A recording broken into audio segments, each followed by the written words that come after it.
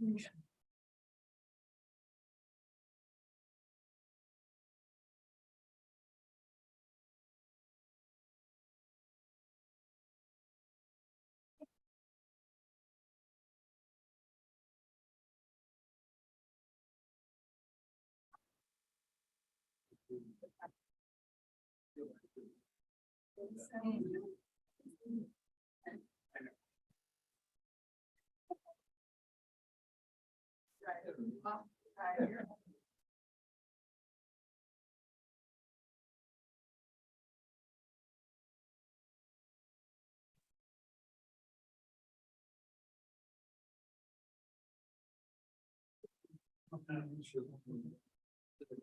it's very.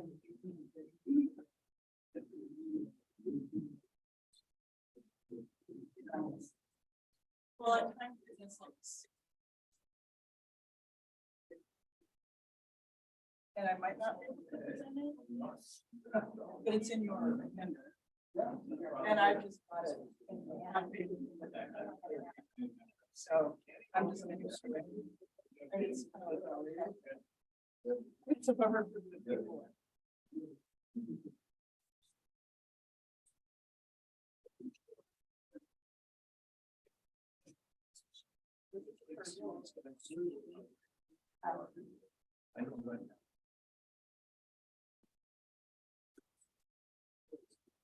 But I'm not.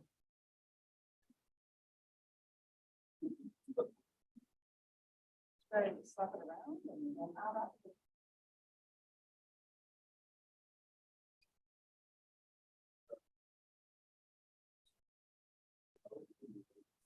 Okay, Tom.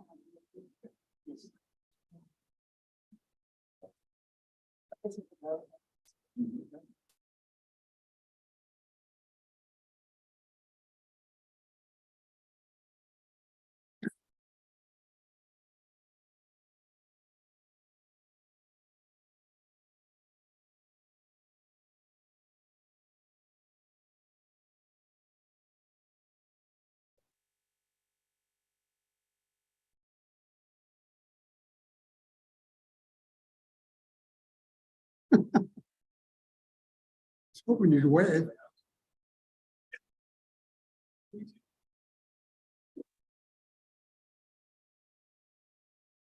Want me to introduce you to the audience tonight?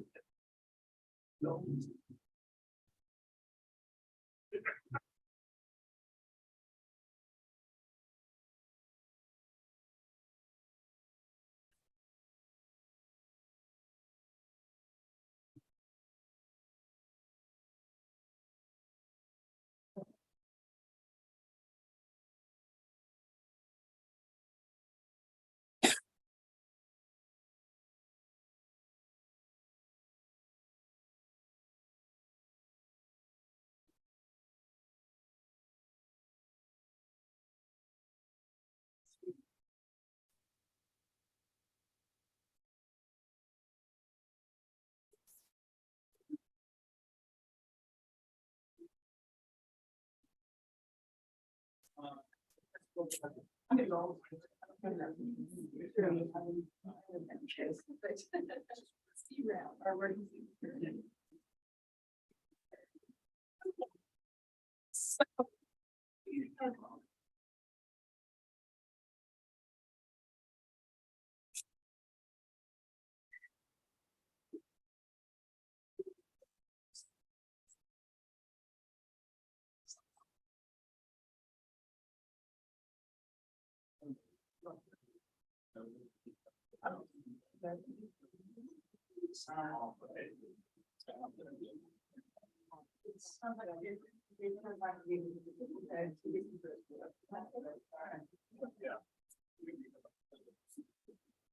Hey, Peter, I can't get into Zoom. It's causing me problems.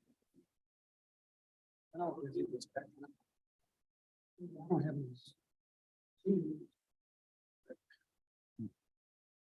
Plug in. Ah, that's why. Why? See that?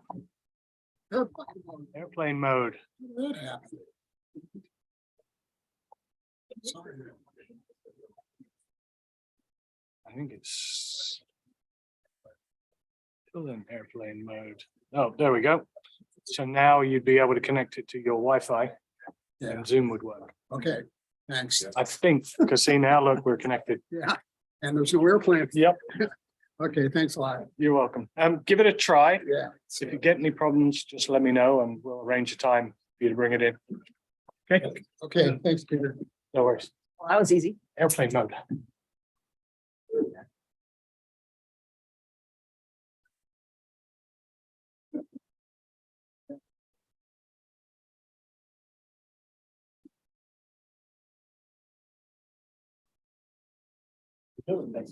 Yeah, appreciate it.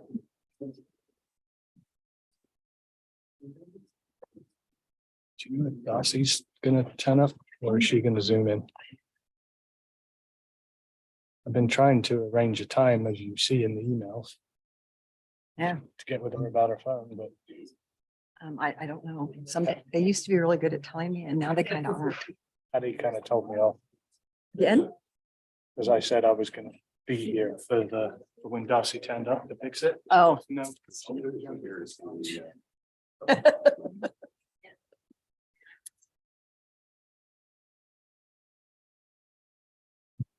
That's exactly what happened this morning.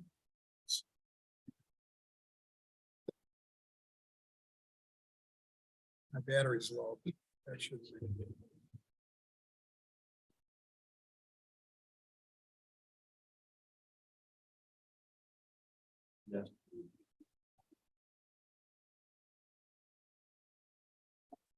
You have a bunch of pending updates, so I do. see that red? Could that be the problem? Yep. And your battery's about to die. Okay.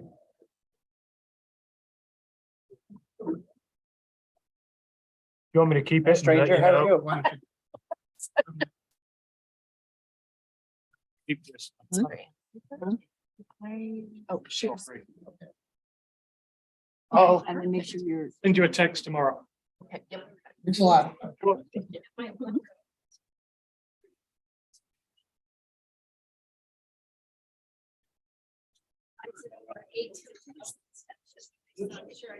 There's not.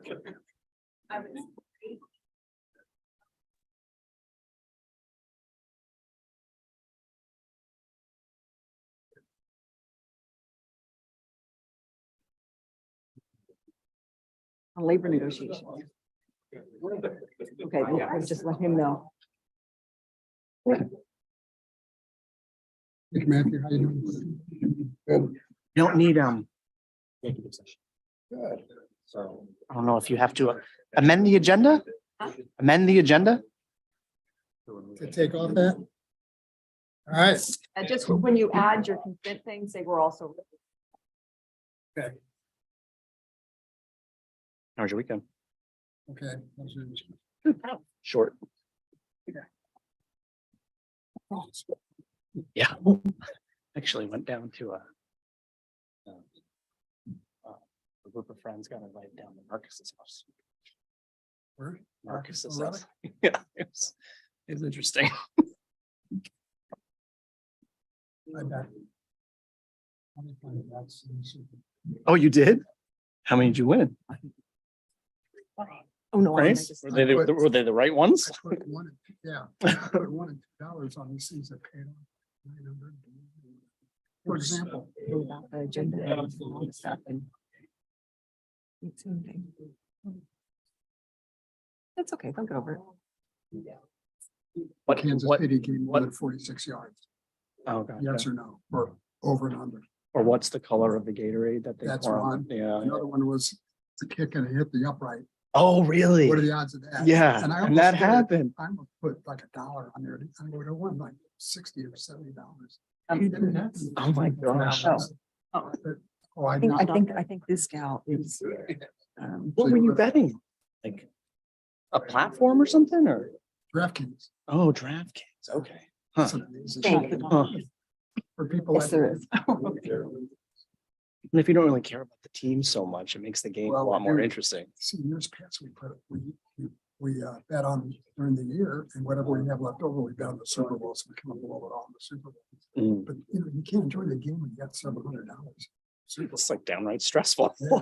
So this year, we put a lower on the Eagles, we ended up losing that. But put a bunch of other hedge bets, Mhm. for example, I put $40 on Kansas City to win.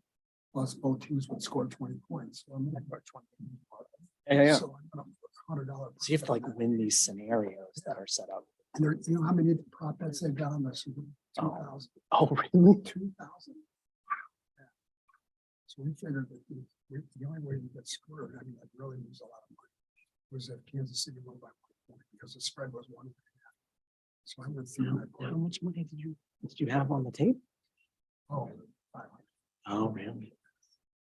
So it's Yeah, not as bad as it So sounds. just city, I couldn't get Nita's laptop onto Yeah. City Hall guest, but Judy got on. What's that hotspot? Okay.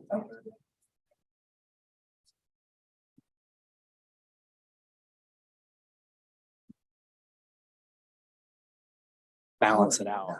So if they would, man, if they had won, if that would have happened here, then it turned out they lost by 3, they won by 3, not 1.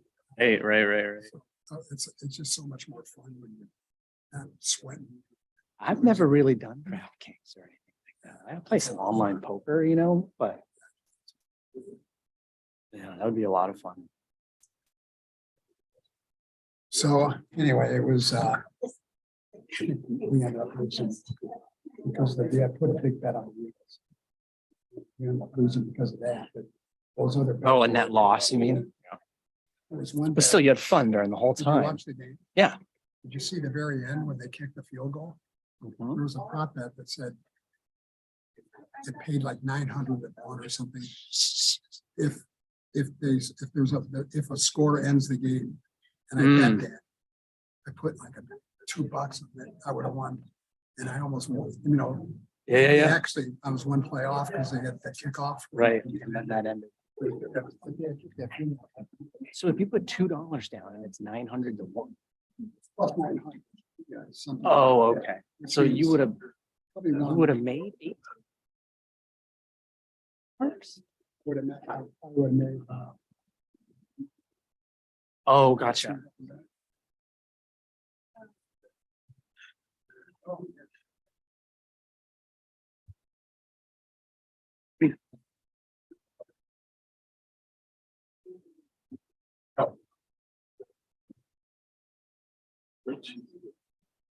It's not going to be here. Oh, who knows?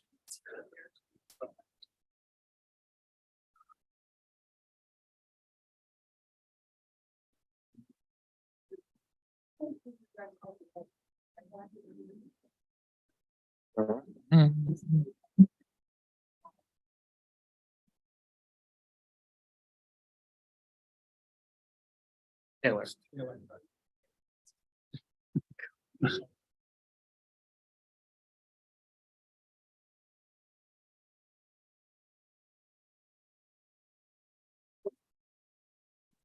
Maybe.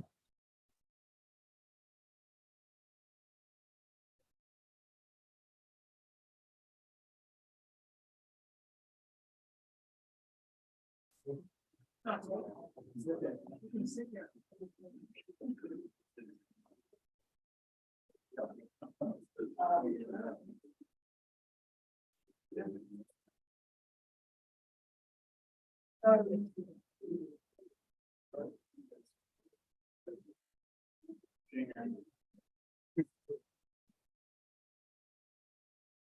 We did get coffee. Oh, That's the. oh yeah.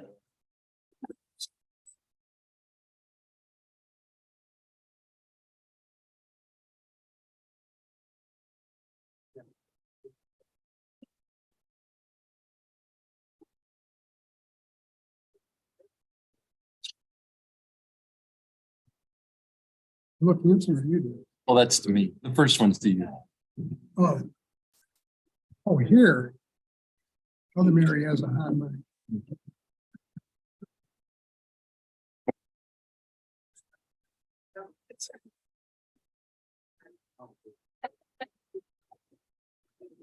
Ask her if she heard about my family.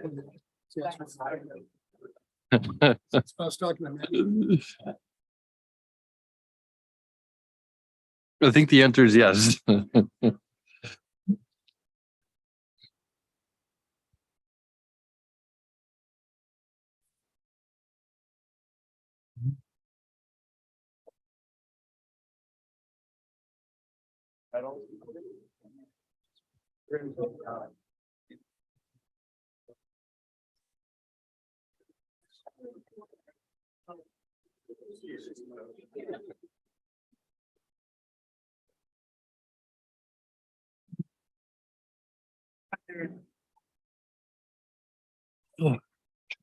Pickleball.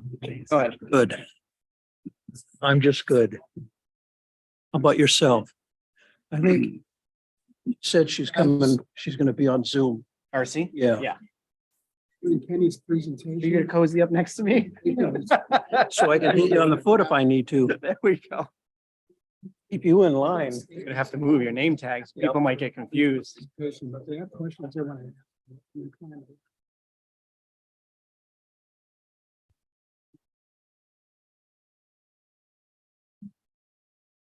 Just want to get over where the action is. Good evening, Ron.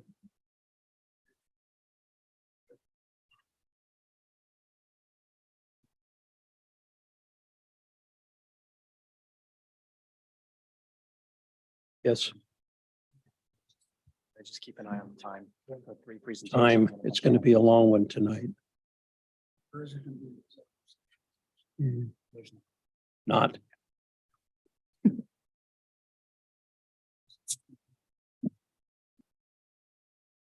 We are.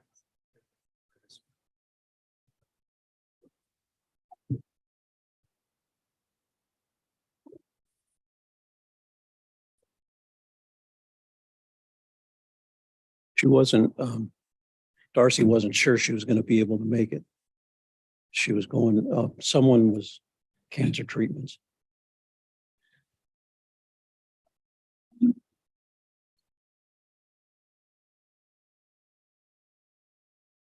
Yeah.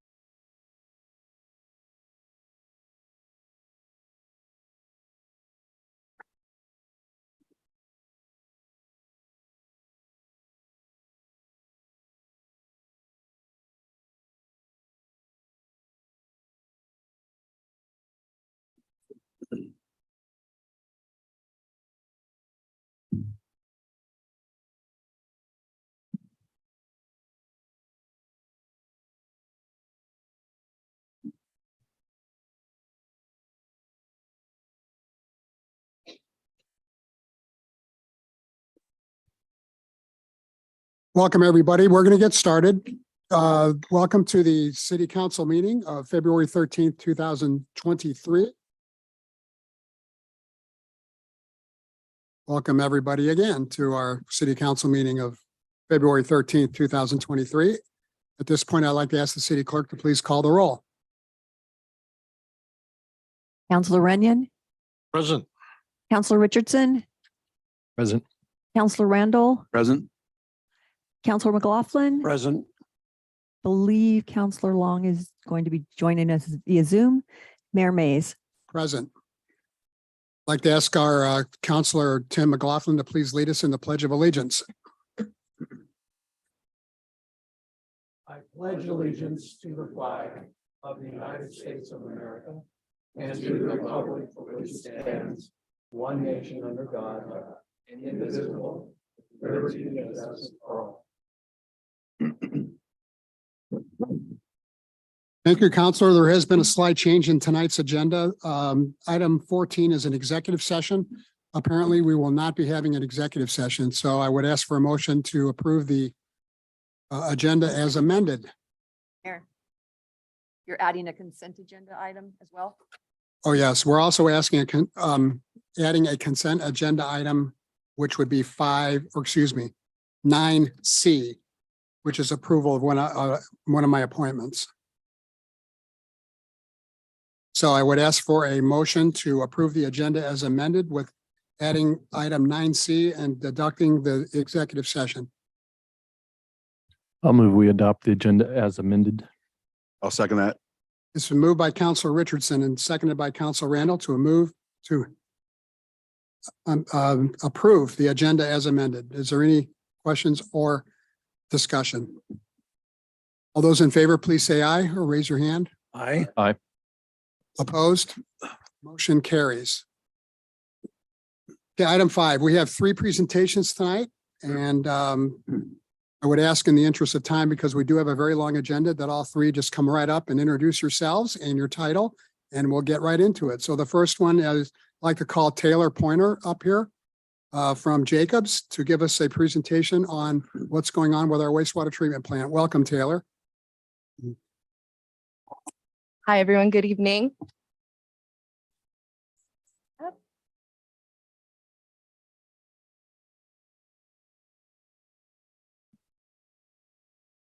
Thank you, everyone, for having me here today. I'm Taylor Pointer. I'm the area manager for the wastewater treatment facility. I oversee the wastewater treatment plant here as well as Hood River. I've had the honor of working in the Dalles for the last year, but Jacobs overall has had the honor of working in the Dalles for the past 34 years, so they got me beat. I'm here today to present on our prior year contract annual report from July 2021 to June 2022. So I just want to touch on some of the highlights from this prior year, including how we were operating the facility consistently below permitted requirements, how we improved and got creative with our biosolids management program, and how we utilized technology to enhance our operations. So for operating below permitted requirements, in wastewater treatment, we need to meet limits on BOD, TSS, and E. coli, as many of you know. And BOD is biochemical oxygen demand, TSS is total suspended solid. So before we get into that, I just want to show you guys what was coming into the plant this past year. We had an average of 2.6 million gallons per day coming in, with a monthly average max in January of 3.1 million gallons per day. So on the biochemical oxygen demand front, this is one of our primary pollutants that we're worried about treating. We were in the single digits on our average effluent for the year.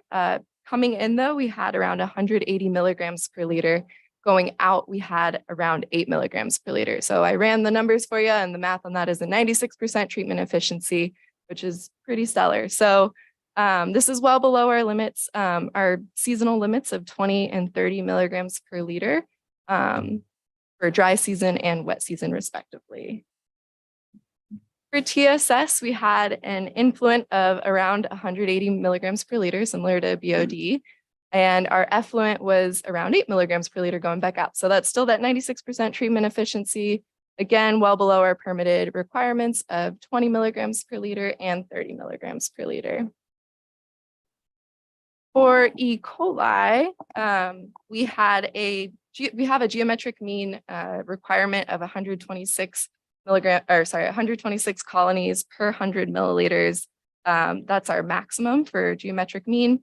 Our annual geometric mean was in the single digits at 8.2 colonies per 100 milliliters. So again, we were well below those limits from July 2021 to June 2022.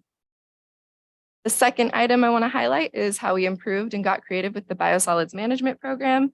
So our biosolids management program is a super beneficial partnership between the city and the local farmers of the Dalles. We provide them with a nutrient-rich product, a fertilizer, for free. And in turn, we can have a beneficial reuse of one of our byproducts, which is the solid stream within wastewater.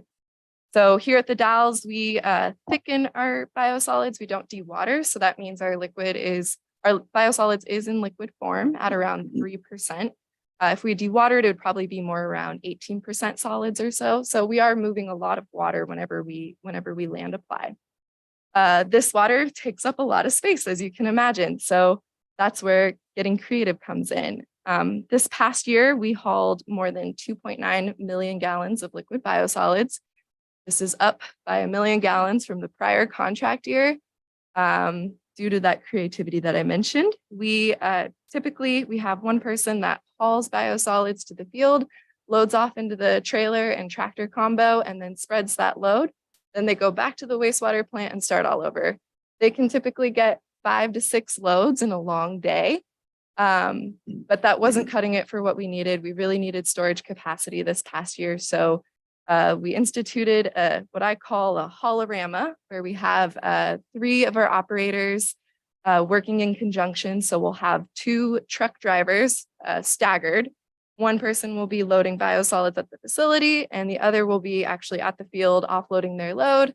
And then that person in the tractor is spreading the load. And by the time they're done, the next person's already there. So that's really allowed us to clear capacity within our digesters and give us more space. So when weather comes around, wet weather or winter weather, we can have more space to waste and continue our treatment process.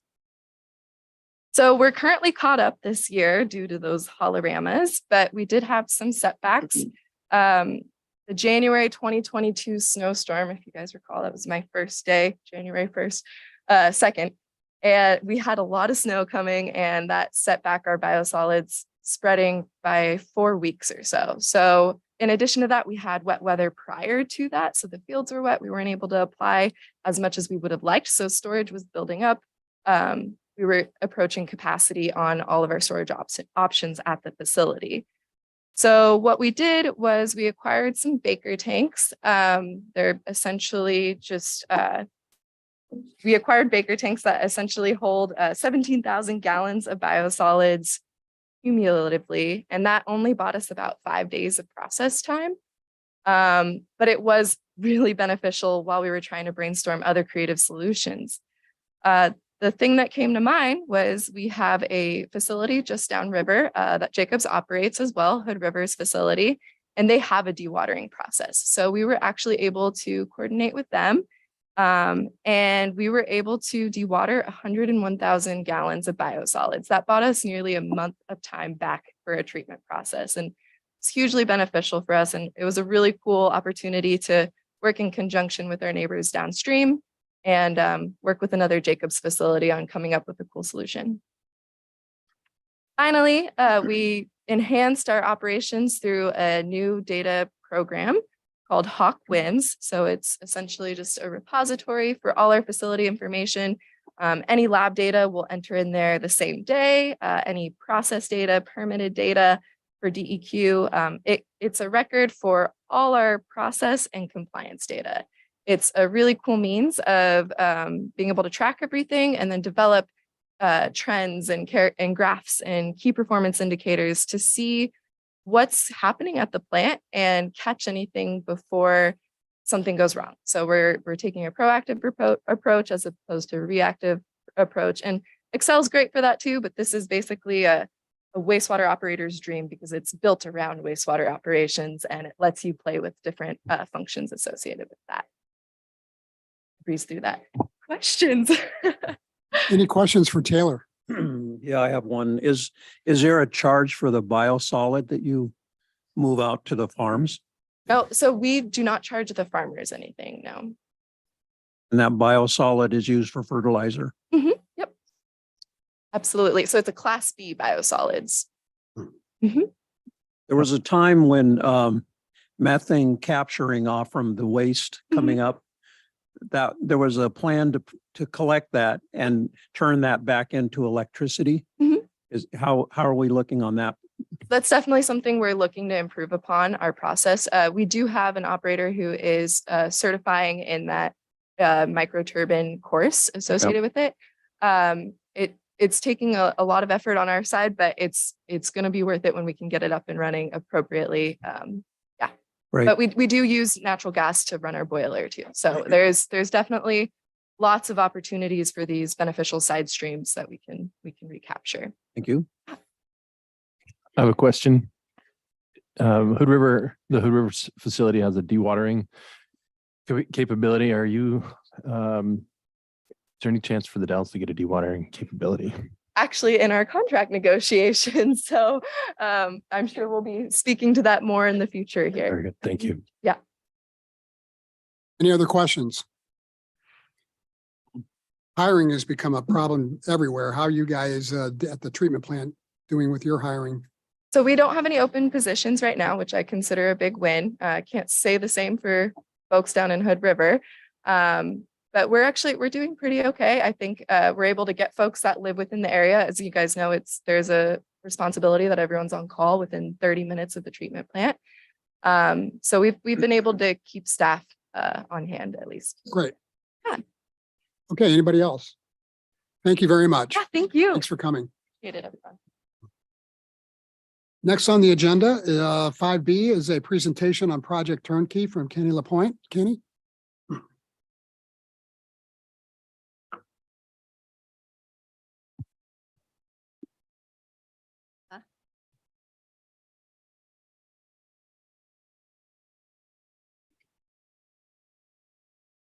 Good evening, Mayor Mays, members of the council.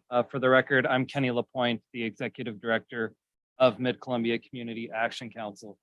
Unfortunately, my computer will not hook up to the internet and stay connected. I know you have a copy of my presentation in your packet as well that was sent out to the council.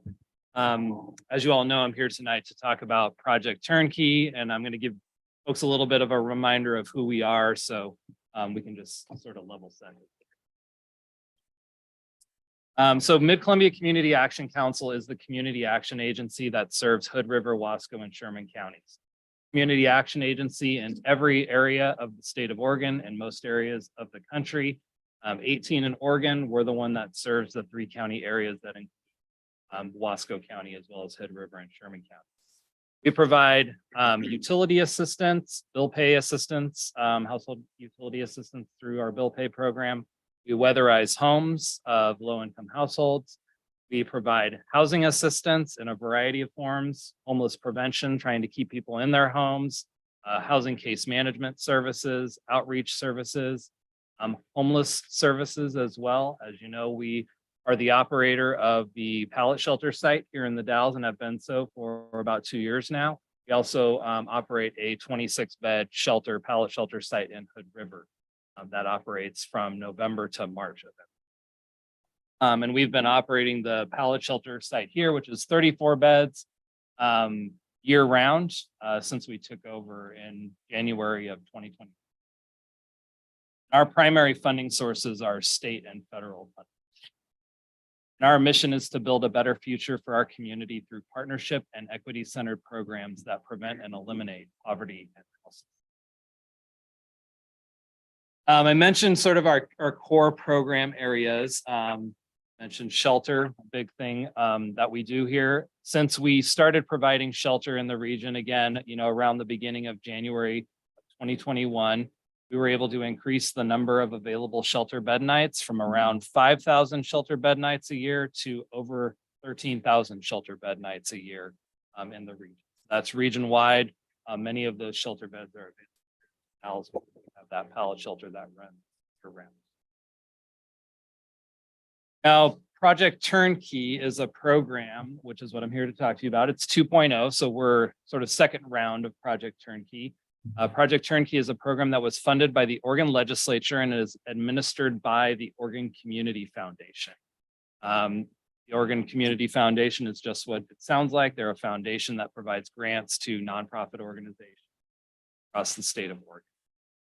Project Turnkey was designed to allow communities to quickly acquire hotels or motels that could be converted into shelter or transitional affordable housing.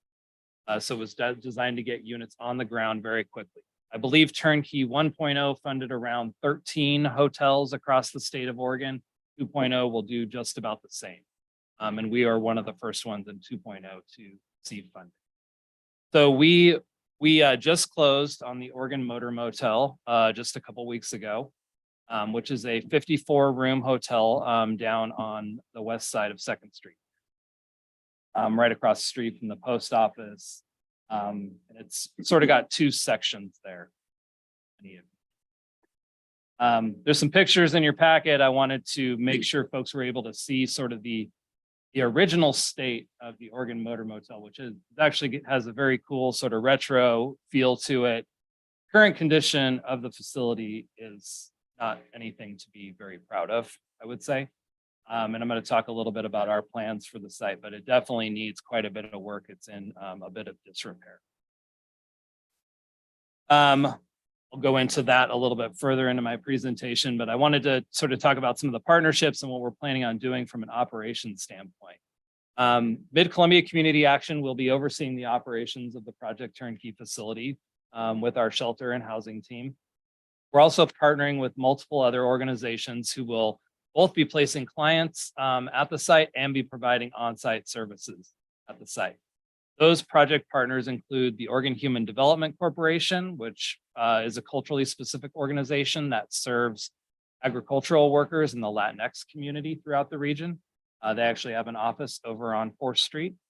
Mid-Columbia Center for Living, which, as you all know, is our region's behavioral health provider. Ichiwana Housing, which is a culturally specific housing provider that serves the Native community, many of the Native community members that live along at the Inlu sites, and they both serve in Washington and Oregon.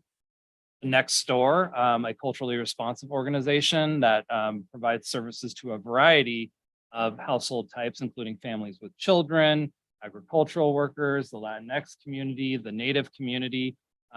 Great organization, has a great reputation in the community. Columbia Gorge Health Council and the Bridges to Health Pathways program. Columbia Gorge Health Council is the joint governing body for our region's coordinated care organization, which helps to administer Medicaid dollars to households throughout the community. Mid-Columbia Medical Center, One Community Health, our federally qualified health center, and then Providence Health System. From an operations and staffing standpoint, I mentioned that we have 54, there's 54 rooms at this hotel. We're not planning to occupy them all with individuals or households. We're actually going to be converting some of those rooms to service centers. So we'll have staff in there that will be doing case management out of those rooms. We've located each of those. We're planning to locate each of those staffing rooms at the ends of the buildings. So each end unit will be a case management room. We also will have 2 on-site resident managers who will live in the 2 apartments that exist in the buildings. Many of you know there's sort of a west side to the property, and then there's an east side. So the west side faces Montiras, and the east side is right along 2nd Street as you're coming out of town. The west side will be focused on serving families with children. We currently do not have any family shelter in our region at all. And I will say our strategy for serving families with children has actually been place them in the Oregon Motor Motel. So as recently as our point in time count, which is when I have a point in time snapshot of how many folks were housed in hotels, with most of them being in the Oregon Motor Motel, we had 30 households. Again, mostly in Oregon Motor. So we've used hotels as sort of overflow capacity for our shelter system, with a focus on families with children, those who are coming out of hospitalization and require a more contained environment with access to their own restroom, than those who are fleeing domestic violence. We're also planning on having a couple of the hotel rooms become laundry rooms and lounges for clients to utilize laundry facilities. These are clients who would be staying there. It's not be open to the general public. I mentioned the on-site resident managers. Will also have housing stabilization staff from our agency and other agencies there throughout every day from 8 a.m. to 10 p.m. At 10 p.m., again, we'll still have on-site managers who live in the apartments there. From 10 p.m. to 8 a.m., we'll have on-site security 5 days a year monitoring on the site. some of the philosophies that we'll be running the facility off of. So transitional shelter is kind of the term we're using to describe this. And that's really how we've run our pallet shelter site to date. And I know there may be some confusion around what is transitional shelter and what is emergency shelter. So emergency shelter is really focused on a 12-hour period where you may have inclement weather, super hot. You want to provide shelter for 12 hours. We have not done that actually at Mid-Columbia Community Action. We have not done that at our pallet shelter site since we took over in January of 2020. Really became a transitional shelter, which means stay there for up to 6 months, as long as they were working on a housing. So we have run that shelter, the pallet shelter that way, and that is how we're running the project. Know that folks need longer stability than 12 hours. Providing folks with ongoing case management services has allowed us to be really successful long-term housing. In fact, in 2022, our shelter site here in the Dalles placed 79 individuals in permanent housing out of that shelter. We believe that is because we have the transitional model, also because we require folks to have a case management goal of getting into permanent housing. 6-month mark, they need to be ready.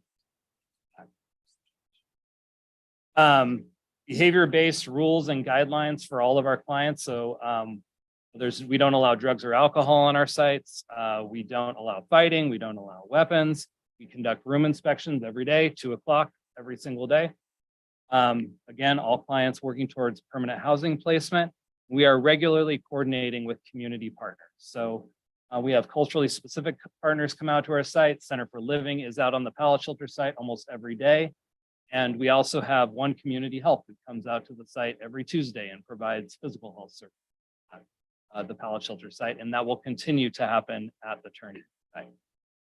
We will also be having all of our clients sign good neighbor agreements, which basically means they will interact within the community surrounding the facility in a way that is respectful of all the neighbors. And if they are not interacting in that way, then we will have a pathway to report to our shelter management team that we can address those issues. We won't put up. From a staff training standpoint, all of our staff are trained, all of our shelter staff and housing staff are trained in trauma-informed care, mental health first aid, de-escalation techniques, housing first principles, which is really that principle that we're trying to get folks into housing, permanent housing as quickly as possible. Our staff are trained in CPR and cultural competence and communication. We're also working to get some of our staff to become certified peer support workers and community.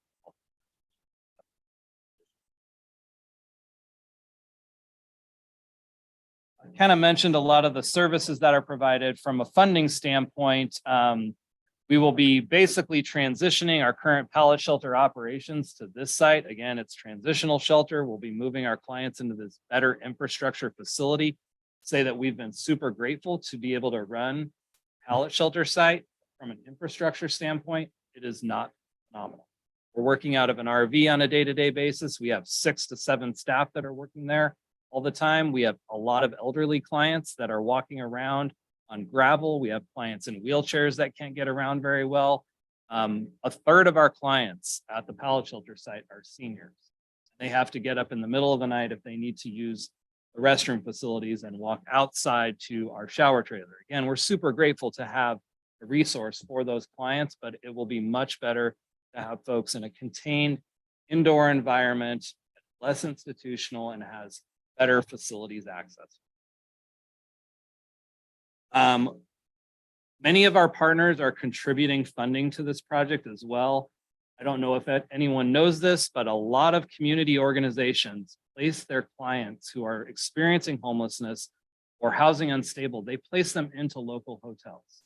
So the local hotels are being used as sort of a makeshift transitional shelter. We went to all those partners and have basically pooled them together and said, instead of throwing money into hotels like you are, put the money together, let's support the operations of one site together and we can all bring services there. But we're not just relying on hotel management, we're also on site constantly. I mentioned that we're going to be doing a lot of renovations on the property. Anywhere from $1.2 to $1.5 million in renovations will go into that facility. Those renovations were funded by the Oregon Community Foundation.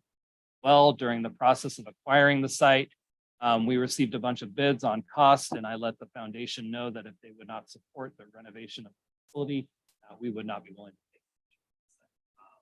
Want to make sure that this is an asset to the community, beautifies the entry to downtown, and we believe that we will be able to do that. Starting tomorrow, we'll be replacing the roof, which shouldn't actually even still be on there. We will be painting, doing new stucco, new heating and air conditioning units in 39 of the rooms, bathroom fans, new water heaters, which the facility did not have capacity to even serve rooms that were there in the first place. We'll be tearing out the west parking lot, including the pool. Be redoing that whole parking lot, adding some parking spaces over there. We're going to be adding accessibility to 2 of the rooms on the east side so that folks can get in with wheelchairs. I mentioned we have a couple clients in our shelter that are in wheelchairs. It's not easy on gravel and into rooms that have sort of stepping. Also be doing some new railings and posts and redecking all the walk. I included in your packet the webpage that we have set up on our website. We have this for our navigation center project as well, but we have a webpage for Project Turnkey. Annex is what we're calling it. That includes all the information on our operations plans, who will be serving, the rules and guidelines of the facility are, basically frequently asked questions. We're happy to add to that as we get more questions that may. Really, our goal here is to create a housing continuum. Right now, we have bits and pieces. Emergency shelter is definitely essential to provide safety for folks, does not provide long-term stability. Additional shelter is necessary to provide sort of interim stability as we work to get folks into permanent housing. Again, 79 individuals went from our shelter, 34-bed shelter, into permanent housing in 2022. We want to make sure that we continue to do that.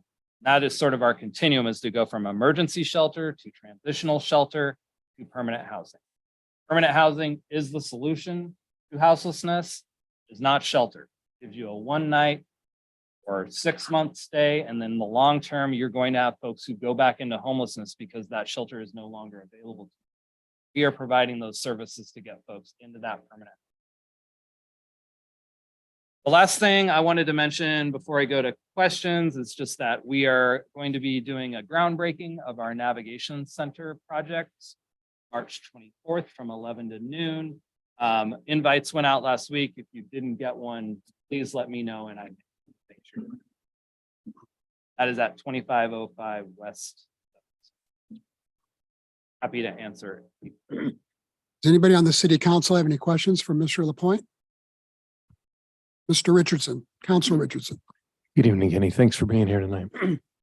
I've got several. I'm curious, you put 79 people into permanent housing. Where are you finding rentals or homes for these folks? It's a very tight market. Our housing case managers do a really good job of networking.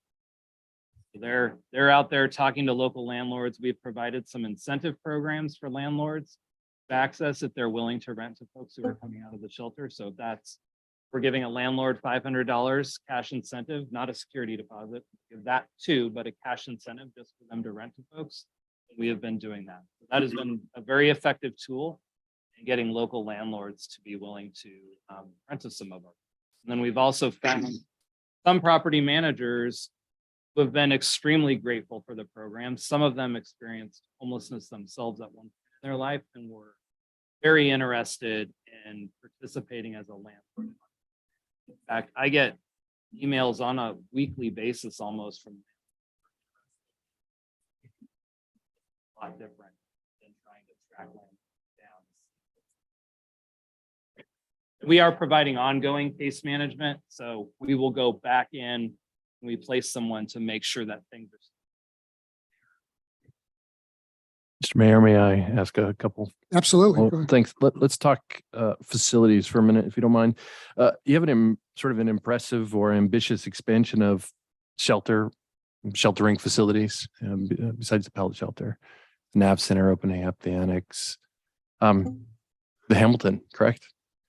Are there others that you have on your, I don't know, strategic plan or in mind or coming along? Right now, we have a couple other permanent housing facilities that we're hoping to get state funding for. I mean, these are multifamily apartment complexes. Westgate Market over on Chenoweth Loop is hopefully going to be permanent housing at some point. One of our development partners owns that site, and we're working on an application right now that would potentially bring up to 75 new multifamily apartments to the region, which our region not here, so that's one. Reliant on state funding to get that done, and we're applying for tax credits for that. At the Navigation Center, you have Project Turnkey, and then we're working with Hood River to try and identify funding for a satellite nav. Navigation Center will have emergency shelter, Project Turnkey, or the annex will have transitional shelter. I guess I was under the impression that both flavors of shelter would be at the Navigation Center. Was that a misunderstanding on my part or sort of a change it off? So Change in originally, we plan. were planning on the Navigation Center having transitional shelter. Yeah. Longer term, but now that we have access to a better facility for that transitional shelter, it was a good opportunity for us to look at what we were doing. And I think everyone is aware that there has been an emergency. There is not currently an emergency shelter that exists in Dalzell. Significant need for shelter, emergency winter shelter overnight. We saw that as an opportunity for us to build that into our continuing services. It's not going to be a site that operates without rules. So I want to be very clear that I'm not operating anything like what it. What's the plan for the pellet shelter site village? So the pallet shelters, once the Navigation Center is sort of getting constructed, the pallet shelters will move to that site. And that's where they will stay, and they will be providing weather-based shelter. Cooling center space for folks. Had one of the hottest areas in the world the last. Cooling center space or overnight emergency. And that's a gap that is. We want to make sure we provide that. Had folks who are even housed who they didn't have heat at home to get access to. May I ask question of our city manager? Just generally speaking, Matthew, what kind of calls, response time, police, etc., are we, the city, putting into or devoting or having to send to the pellet shelter now? I may look to our police chief who's in the audience as well, but I believe the response that's been called down to the pallet shelter has been borderline zero for lack of a better term. But chief, do you have a comment there? This is Chief Tom Worthy, our police chief here in the Dalles. Question. The question is really about the volume of calls and the police pallet shelters. The city manager mentioned it's been virtually nil. So well run. I've been out there on a couple of occasions. One to show up a former client on the property, another for a guy that was just having a moment, and then so outside those infrequent occurrences, we just are not out of. And that is transitional. That is transitional shelter, transitional housing, which Transitional shelter. It's up to 6 months stay. Yeah. So it's no longer than 6 months. Nobody's paying anything for their stay. So transitional housing would assume that there's some sort of lease arrangement. I guess my line of questioning goes to, is the pellet shelter essentially a good analog for what you're proposing to run at the Oregon Motor Motel? Essentially it is. It's the same sort of operation that we've been running there. It's just better infrastructure. Yeah. Clients get their own restroom. And I mentioned a third of our clients out there cannot get around. Well, I worked the site on Christmas this year. As y'all remember, we had an ice storm over Christmas. I spent the whole day packing up ice, so my elderly clients would not fall for themselves. Wouldn't. The facility is just not suitable for folks who are working to stabilize, get into better health condition, stay clean. It's just not, it works, right? But it's more like a camp that you put out in a field where you have some portable restroom. Yeah, we appreciate the ability to use that site. Our 79 clients that transit housing, they appreciate it. Tonight, they're safe. Can I ask a follow-up question? If, Yes, sir. I um, was just gonna ask one more of the chief. oh, yeah, well, that's what I want to do too. So go ahead. Sorry to put you on the spot, Chief Worthy, but do you have any, or I should say, do you have significant concerns about this facility going in? Mayor Mays, members of the council, thank you for that question. I don't have significant concerns because I recognize and I've seen the model that's in place at our current shelters with better facility and staff. It's important to note that many of the people staying at the Oregon Motor Motel now are people who are in that sort of at risk or needy clientele base. And so with them being there with on-site management and advocates, counselors and security overnight, I'm less concerned. Thank you. The question I was going to ask was specifically in light of the fact that Mid-Columbia Community Action is currently housing people at this particular hotel. What has been the police response and number of calls there presently? We've been to the Oregon Motor Motel on various calls, probably not more than Ilo or any other great in town. Hotels as transient housing and lodging, just occasionally are the folks who calls for us, but in this case, not any more than any other. It's right around the corner. Our response time will be a lot quicker. Thank you. Any other questions for Chief Worthy while he's up here? Okay, thanks, Chief. Any other questions for Mr. Lapointe? Council Runyon. As you know, and there are different elements to people that are homeless. That's for sure. And we see all levels here in this community. And my background was on the Community Action Board for well over a decade. The last 8 of it, I was probably chair 4 or 5 years of it. So I'm sensitive to a lot of the programs and helped start a lot of the programs, but I'm very concerned about the entry to our city. For the better part of the last year, concerted effort went on to where the St. Vincent de Paul board finally said enough was enough about Pentland Street, right beside our Chamber of Commerce. The city has nothing to do with this facility. I just worry greatly about the look coming into our community.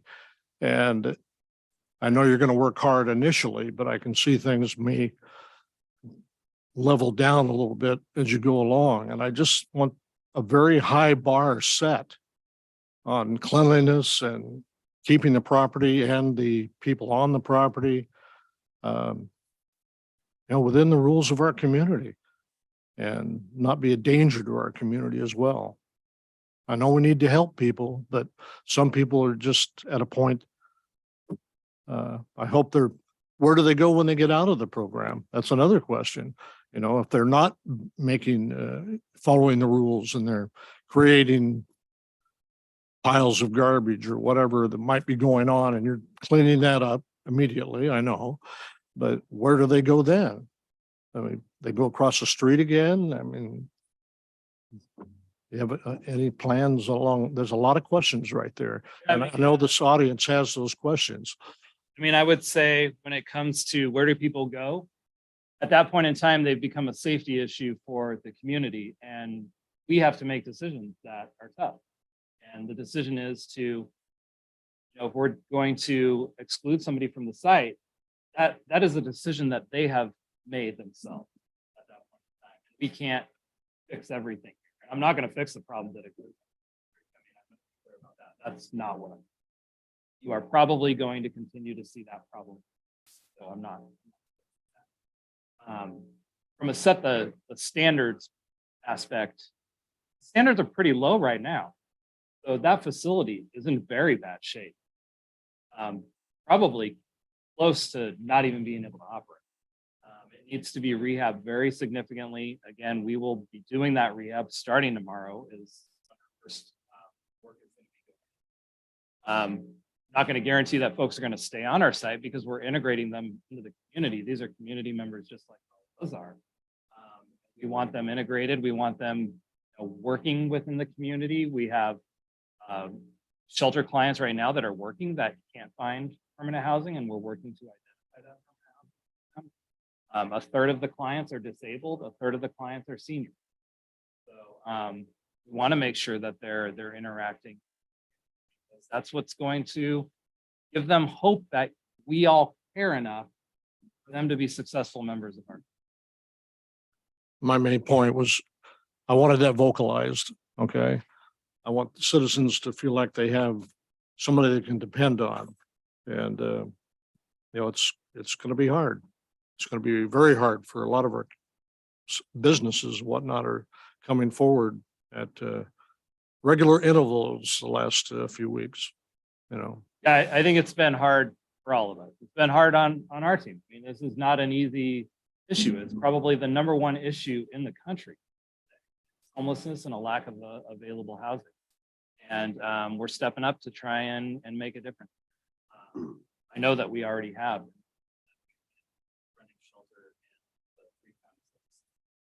One other question, maybe two, Mayor. The Hamilton. All this money coming and everything, was there a thought about just building where you were already running a shelter? So the Hamilton is permanent housing. Yeah. So, that is a different type of housing. We can't use any of the funding that we have received. But you couldn't have built on that land? No, Project Turnkey is for the acquisition of existing hotels. And Building. I will also note that the Hamilton site, has potential environmental. Happen on the facility, as well as a billboard.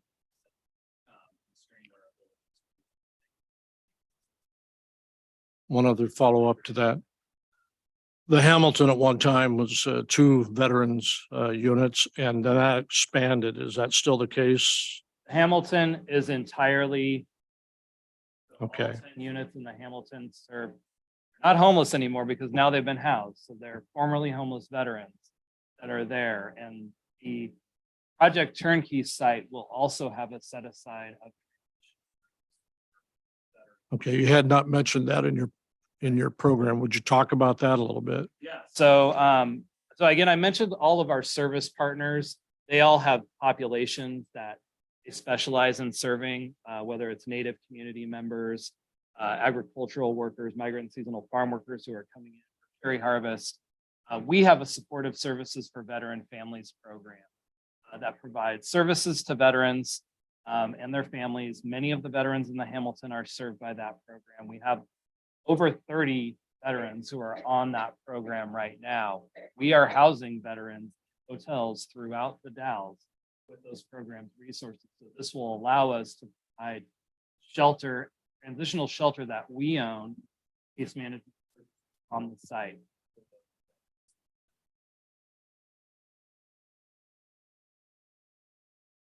The only other comment I have is that how do we replace those taxes we're losing on that building? That's outside of my. Not sure we're receiving a whole lot of transit rental tax off of the water end right now. Any other questions, Council Runyon? Council Randall? Yes. You mentioned the west end parking lot was going to be like demolishing the swimming pool that was there and restructuring or reconfiguring it somehow. Is that going to keep I think there's an outlet that comes out right kind of at the stop sign there, I believe. And I don't know, do you anticipate like an increased amount of vehicle traffic coming in and out of that parking lot? And will that be a problem at that? That's kind of a weird spot there where you got 3 flows of traffic coming Right. together. Yeah, I'd have actually had a conversation or two with Josh Chandler around making sure that entry and exit really noted in that parking lot. It is noted in there, but you can't read it. Want to make sure that that is identified in the parking lot. Traffic coming the wrong way, traffic is going. We will be removing the pool, which it doesn't work any, none of that stuff out there. We will be putting up another fence around that side, so it won't be exposed to the street. So our plan is that in, but have access through. Thank you. Anybody else? Okay, I was thinking of asking the audience if they had any questions, but in the interest of time, what I think I'm going to do is, Mr. LaPointe, would you be willing to stick around outside and answer questions from people that might have some questions? Okay, I appreciate that. And also, I want to point out that under audience participation, item 6 on the agenda, if anybody has any comments as opposed to questions, you'd be welcome to come up and speak your piece about anything that's not on the agenda tonight. Okay? Okay, thank you very Thanks much. for having me. Appreciate it. We're going to take a 2-minute break to allow the room to vacate if you're interested. 2 minutes, guys.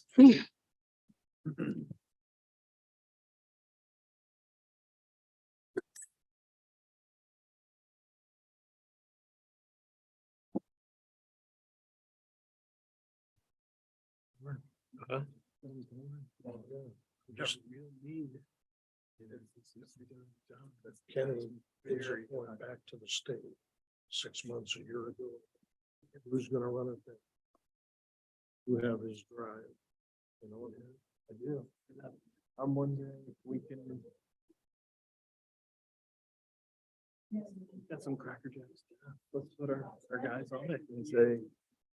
Some of the long-term, I mean, we don't get a say on it. But we could maybe work with them to like, make sure there's not a. No, he's A lot of driveways there. been down in the audience. As you come this way, come to the pool, there's a driveway here. And then there's a driveway here where people are coming to that stop sign. Yeah. Kind of a blind. You could block Yes, that. Yeah.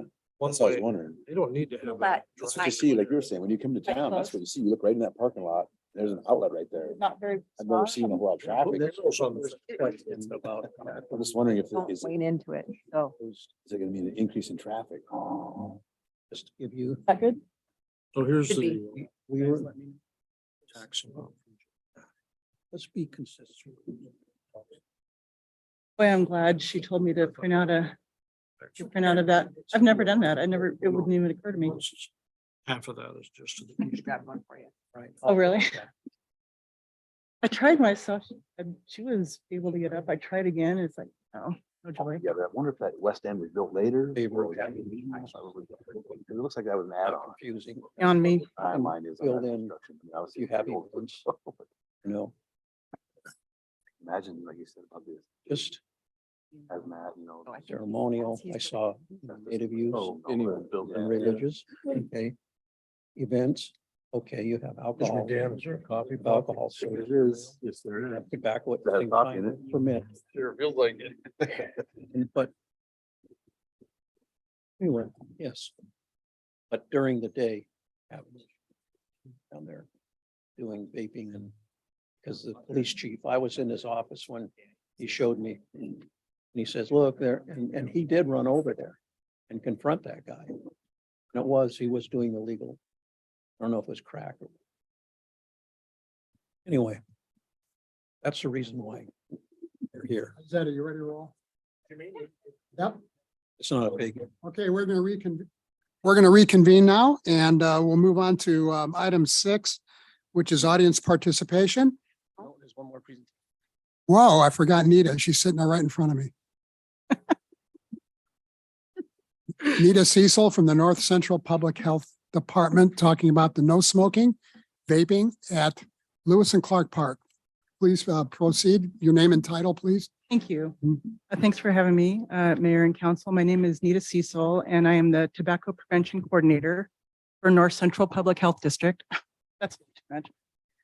And I am here tonight to ask that the city, sorry, I should mention that I did have a presentation for you, but I wasn't like the previous presenter. I wasn't able to get it to work for me. So I'm just reading off a paper copy of it.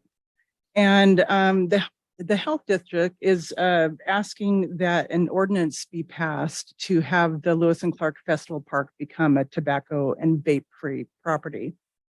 And while I'm the only person speaking before you tonight, we do have a considerable amount of backers for this proposal, including Youth Think, the local organization that works to prevent drug and alcohol use by our local youth, and by Northern Wasco County Parks and Recreation District, Northern Wasco County School District 21, the Dallas Area Chamber of Commerce, and then Dan Spots, who's a former city councilor, and his wife, Michelle.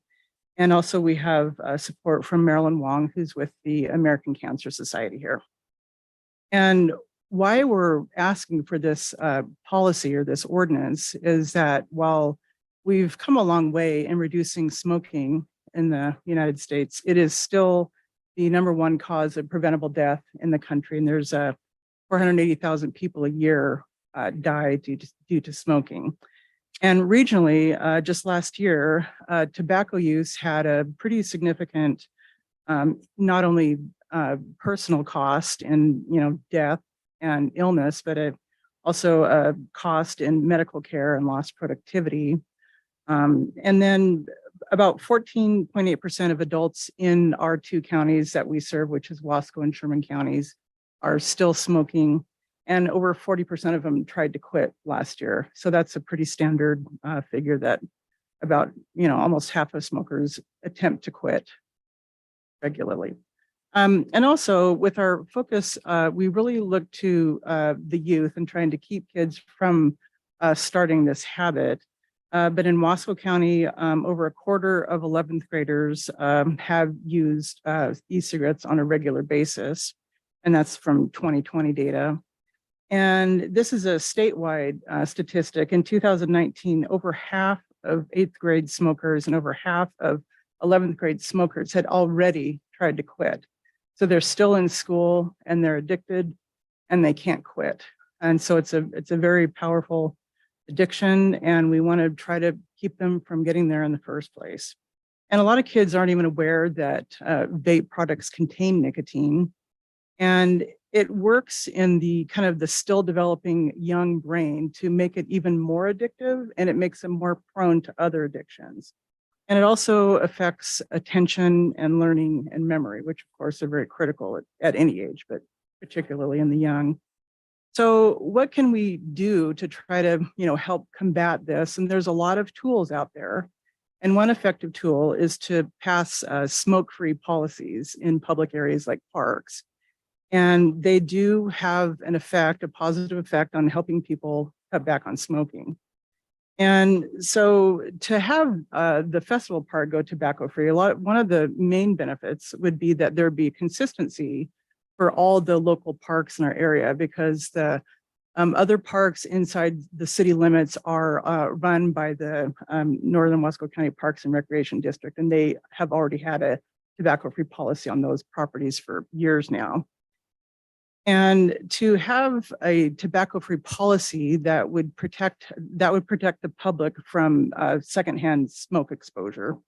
And the Surgeon General has determined that there is no safe level of exposure to secondhand smoke, because it has the same carcinogens that, of course, it has for the smoker. And it would also reduce litter and fire danger.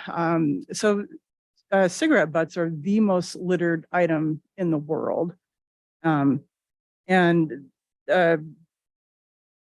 products are also cigarette butts are pretty resistant to degradation. They stick around for a long time in the environment. And vape products, especially disposable ones, those are even more resistant to degradation, and they've got plastics and hardware in them and electronics in them.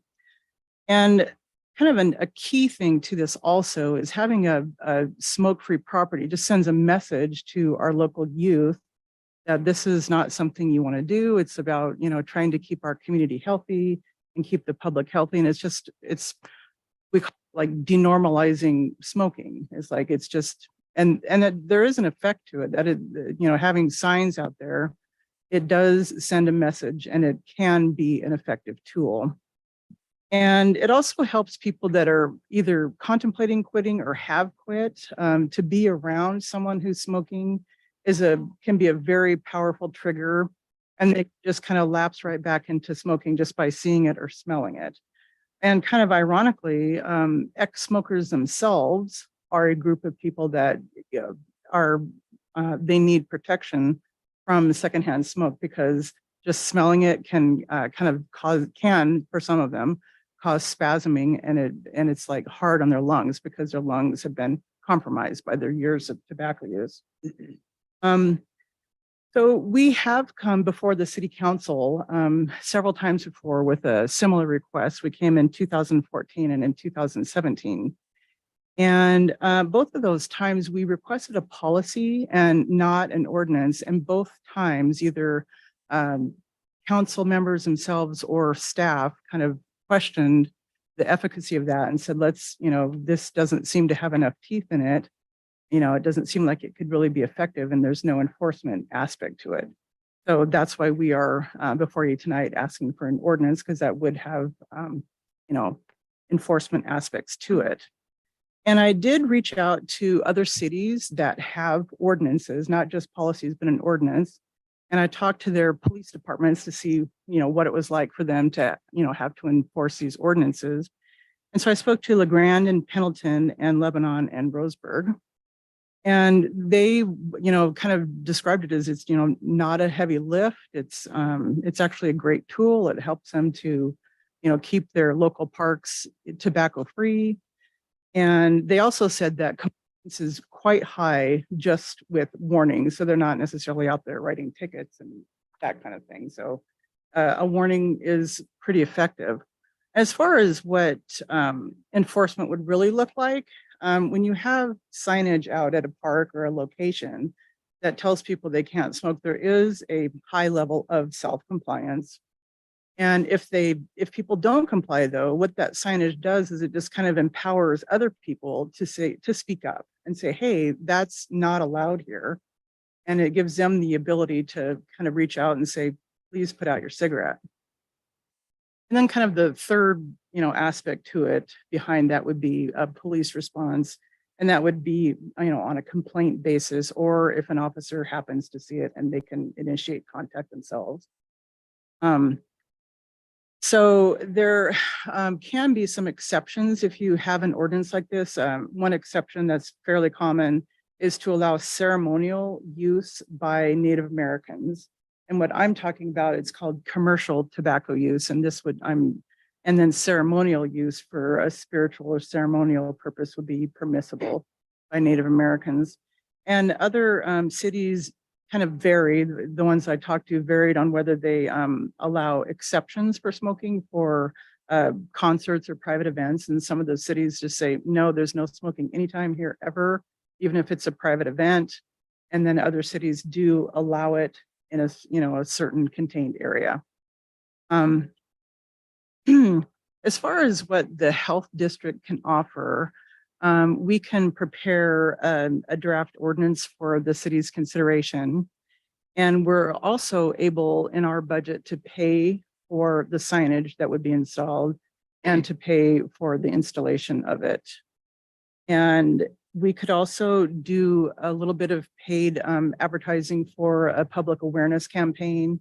And if a decision was made at this point in the year, that's actually great, because we would have a little bit of time to get the public ready before the warm months, that there's going to be a rule change at the festival park. And we can certainly be a resource for questions that anybody has, either from the city or in the public about this. And then finally, we're excited that the health district is now allowed to directly provide tobacco cessation services to any member of the public who wants to try to quit. And we're also able to provide free nicotine replacement therapy like patches or gum or lozenges. And so that's a brand new thing that we're able to offer, and we're excited to help with that. And that's all I have. Does anybody have any questions for me? Any questions for Nita? I believe our staff may want some direction on this. Yes, as Nita made mention, the North Central Public Health District has come and presented to the council on this topic a number of times.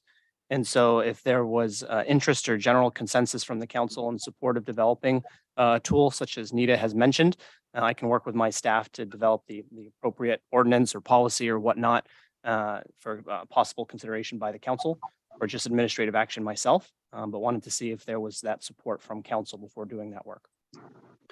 How does the council feel? I see Counselor Long has her hand up. Counselor Long. She's I'm- on Zoom. Thank you, Mr. Mayor. I am in support of creating an ordinance in favor of no smoking in our one park that is for the city, so it matches with the rest of the parks throughout the Dalles. Anybody else? I have a quick question on the signage that you said that your agency would be willing to do the costs. So there's no cost to the city Mhm. for making that change. It also brings consistency to the other parks in our city. So one park does allow smoking, the other one's none. So I think it brings alignment. And I think it's just healthy that, in my opinion, that we move down this path and look at an ordinance. So I support that. Yeah, we're stressing here that we're not passing an ordinance tonight. We're merely directing the staff to draft an ordinance to bring it before us. Voicing an opinion. Anybody else either have questions for Ms. Cecil or have a Counselor Richardson? Yeah, I have a question for all concerned, but I guess mostly for Ms. Cecil. Contrary to what previous councils have said, how far, what percentage of success would we have, do you suppose, if we just put up a sign that said, please don't smoke here? I couldn't answer that. Wouldn't that get us most of what you're asking for without the Well, I work of think an there- ordinance? I mean, the sign is pretty important, and there can be a lot of self-compliance with that. But there is value to having the ability to say you cannot do that. And a sign that says, please don't smoke, can be effective. But, having that ability to say there's, consequences for it, it does have a value to it. And this seems so far-fetched, but I know and it's such a huge example, but in New York City, they passed an ordinance like this, and they found there was a 2/3 reduction in smoking. And it doesn't take, what the police I talked to said, it doesn't take very many contacts to really get the word out somehow. But it does also require, a consistent approach to it. But the signage is important in and of itself, because it's the one thing that will be there all the time to notify people that they can't smoke or vape. Thank you. Yeah, Mr. Cleaves. And Councilor Richardson, if I'm picking up on some of that aspect of your question, and it was made mention a couple times that staff would potentially bring back an ordinance should this be supported. I think what I'd be looking for is staff would come back with a recommendation, and that may be an ordinance, but it may be a policy, it may be a facility action of that nature. So we would do that work if the concept was supported. Thanks for that clarification. Counselor Runyon? It's good to go down the path and come back with whether it's a policy or an ordinance, whatever. But I am concerned that we make sure we do take a thorough look at the other communities that have enacted it as far as exceptions go and how those things are worded.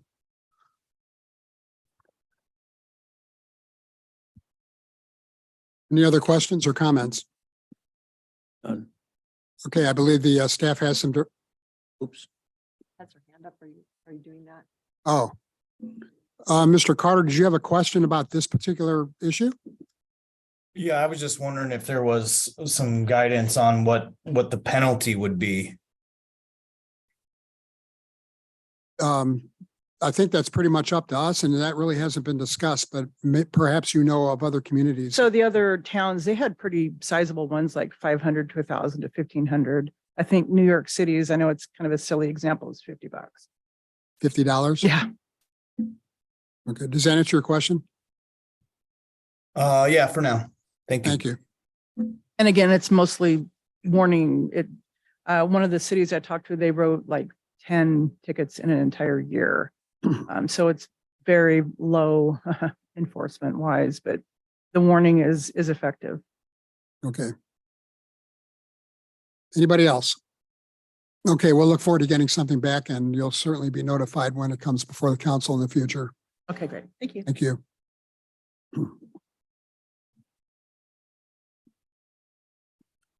Item 6 is audience participation. During this portion of the meeting, anyone may speak on any subject which does not later appear on the agenda. Up to 5 minutes per person will be allowed. Citizens are encouraged to ask questions with the understanding that the city can either answer the question tonight or refer the question to the appropriate staff member who will get back to you within a reasonable amount of time. If a response by the city is requested, the speaker will be referred to the city manager for further action. The issue may appear on a future meeting agenda for city council consideration. Is there anyone in the audience who would like to speak to the on any subject that is not on the coming up on the agenda for up to 5 minutes? Yes, ma'am. Please step forward and state your name and address. Karen Greb, and I'm representing my landlady who has been more or less harassed by the ordinance code violation thing. And so my landlady is Ruth Postema, and we're regarding the property at 817 Floral Court here in the Dalles. They have worked with, I believe it's Nikki Lessig, and the communications regarding products that were in the front yard have dropped off, and she hadn't been continuing to communicate. And then all of a sudden, they came onto the property and pretty much abated it, took a lot of the products that were not usable and were definitely not garbage. And they hauled away her daughter's truck, which was being filled with metals to turn in for recycle. And they took the truck and they took all kinds of things that weren't a little compressor that was working. It was just out there in the yard, but they didn't communicate that they were coming to do that.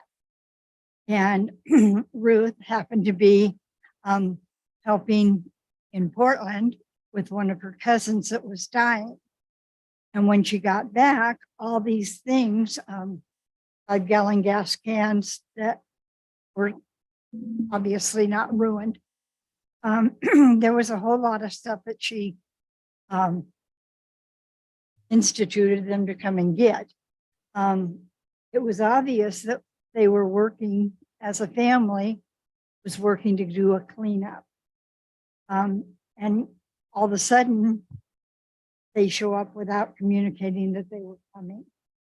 And the daughter has been working with Nikki directly, I believe, and all of a sudden, communication totally dropped.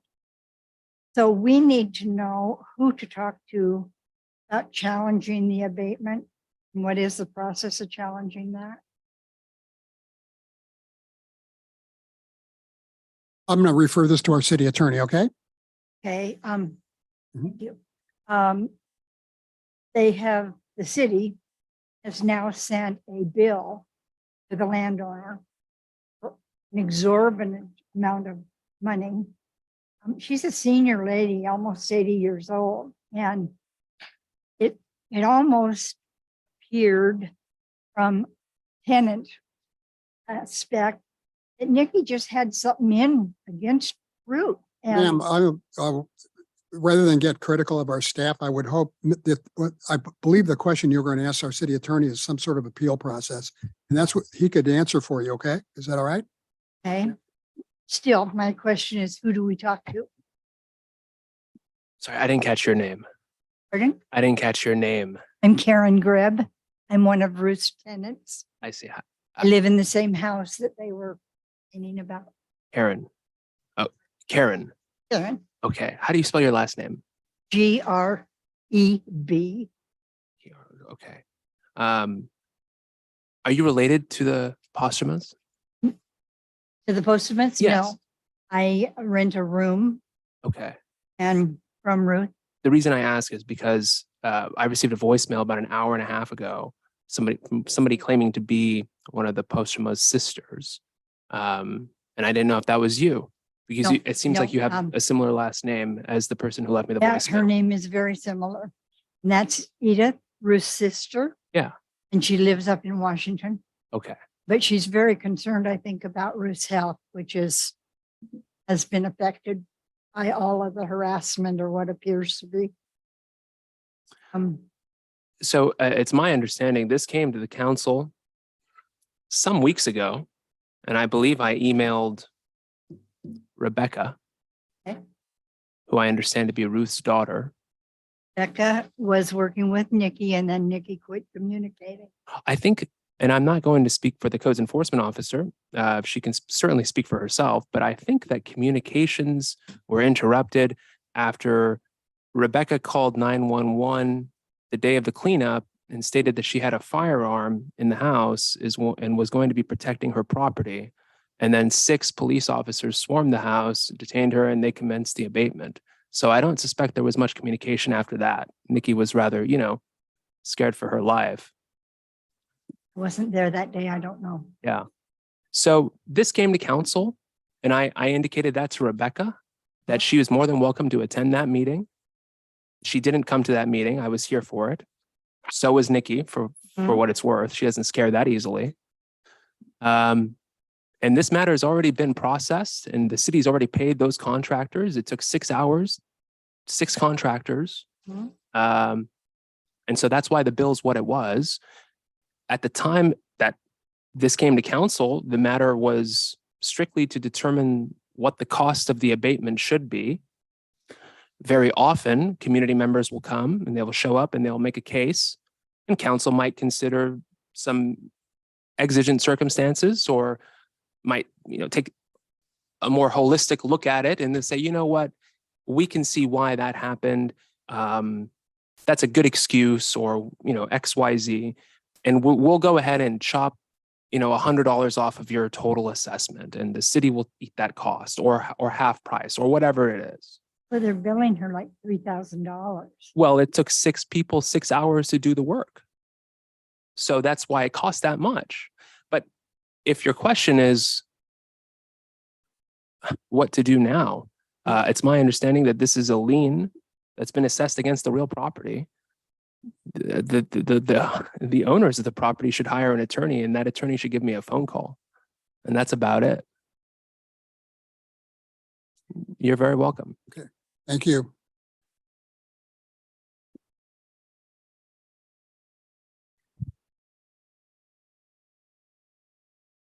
I'm reading this for Ruth. Ruth Postuma. I am in person. We heard about the abatement matter regarding 817 Court Street, Borough Court, because other methods of communication seem to be ineffective. All communication ceased between the city and our family. In the lack of communication, the property was abated, and we are requesting that the lines of communication be reopened and get discovery on what led up to them just showing up on the property. We were under the impression that satisfactory progress was being made because most of the property that they wanted off had already been cleaned up prior to the abatement. What was left was the truck, metal that they had been storing to take for recycle. However, the winter prevented a trip to Portland due to dangerous travel conditions. Who is the person to talk to about challenging the abatement? What is the process for her to challenge it? Yeah, I think the city attorney has answered that. Would you leave us a copy of that letter? Would you like to do that? Why don't you give that to the city clerk? Might want to. And I would take the advice of what the city attorney had pointed out, and we'll take it from there, okay?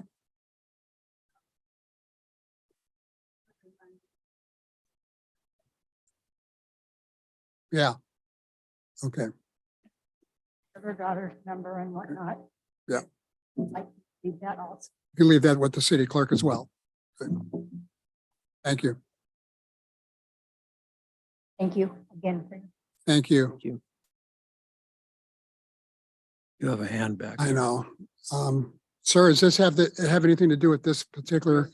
Is there anything that you're going to say that has already not been said or? Okay, we'll give you 2 minutes, okay? Well, come up here, sir, and give us your name and address.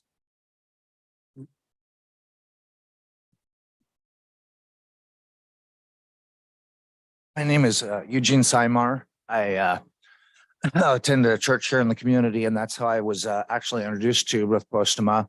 Can you spell And- your last name and give us your address, please? Oh, yes, I'm sorry. Simar, Simar, at 2035 Ridge Road. Thank you.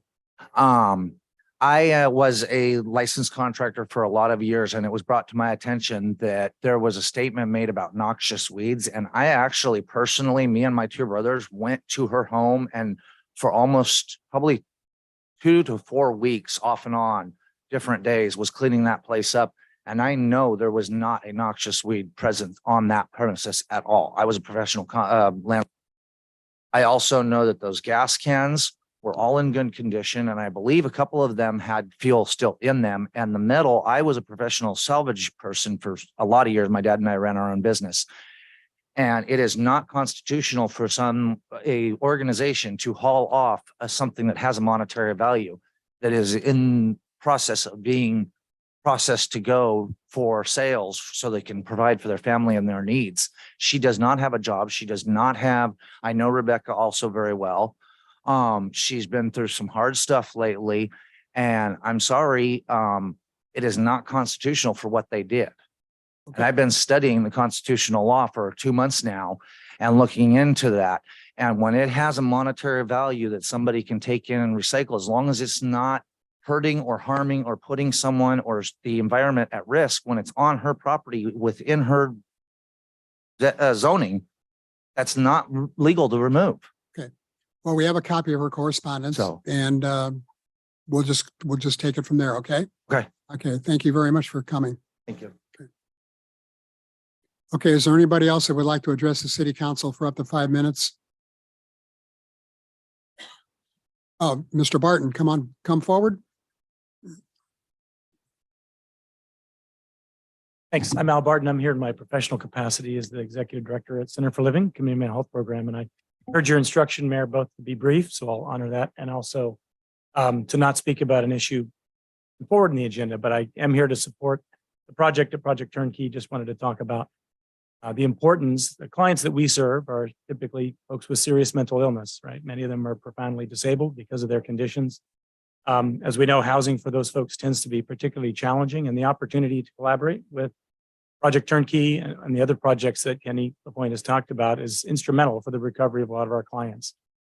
And a lot of our clients, a lot of folks think that recovery from serious mental illness is about a medicine, but oftentimes it's much more simple. It's the same things that we all need: basic needs, supports, and housing. And I think the opportunity to do that in a controlled environment that has rules and opportunities, and the comments that some of the counselors mentioned are not lost, but I think it's a real historic opportunity. I've been doing this for 16 years at Center for Living here in Wasco and Hood River and Sherman counties. And I think this opportunity is an amazing alignment of the stars, and I'm honored that we be included. And I want to just assure the counselors and the mayor that we will make every effort to outreach and serve and support those members. Obviously, we can't contain every contingency, but I just want to speak in support of that project.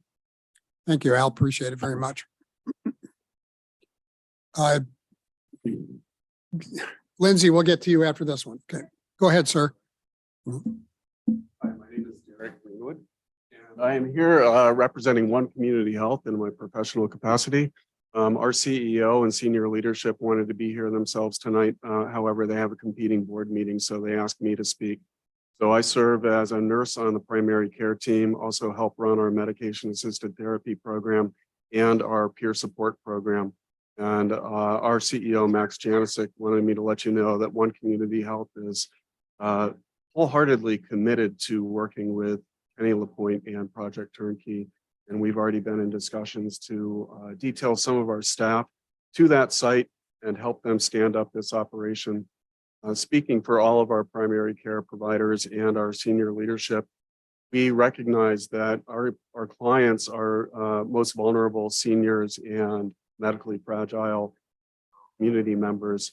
If they don't have a warm, safe place to recover from the medical issues that they're facing, then those issues get worse and they come back to our clinic and we just see them deteriorate, and all of our hard work gets set back when we don't have somewhere that people can live.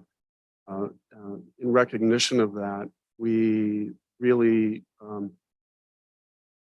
we are partnering with Project Turnkey to extend our services to the site that they're offering there, much as we do at the pallet shelters right now.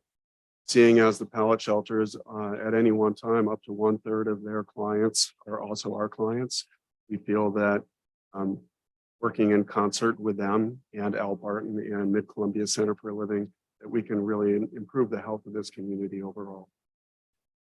Thank you. Mhm.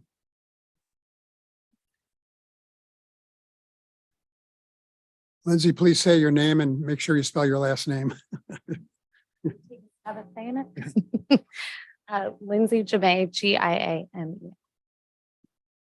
22nd Street.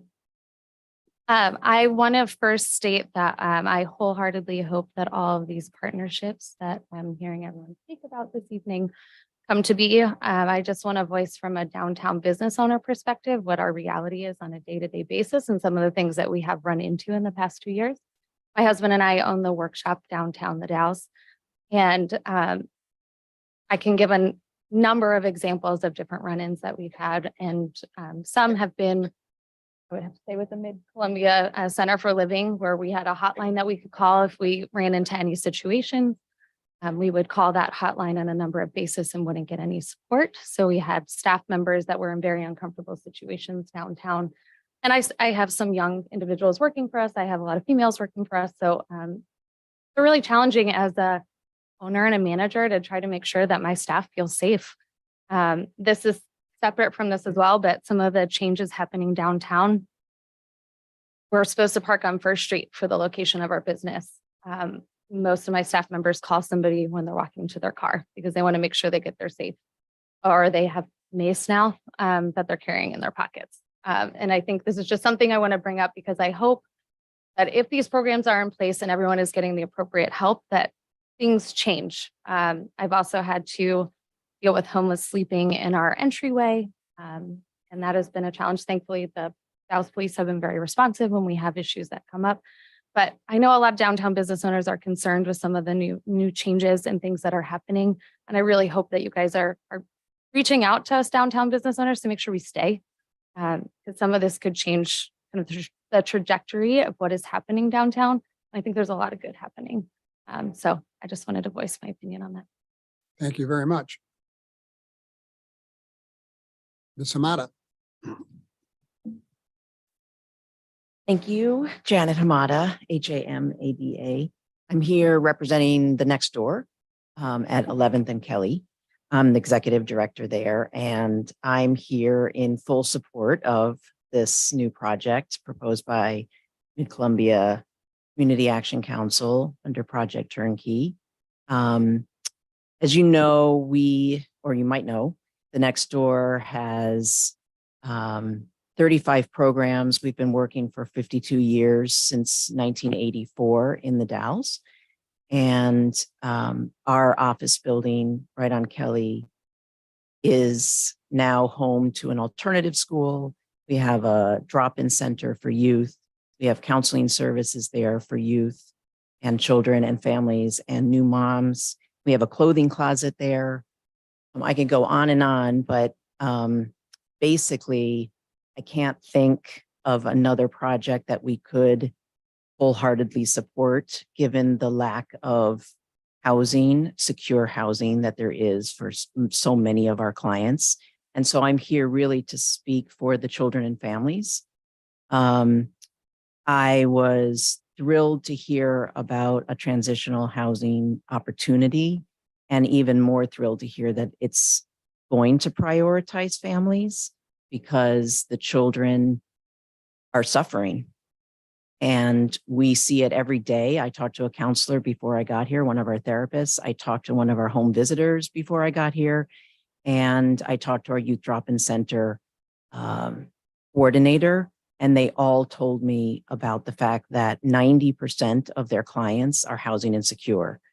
And that means primarily that they're either living out of their cars, couch surfing, living with friends, and they're just one step away from really being homeless.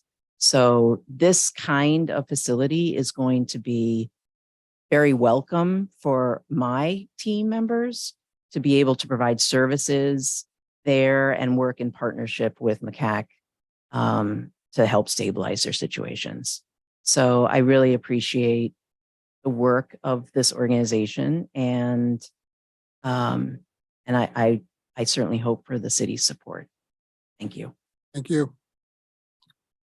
Anybody else? Yes, ma'am. In the back on the right. Oh, okay. That's fine. Yeah. Hi, Erin Long, Big Columbia Housing Authority.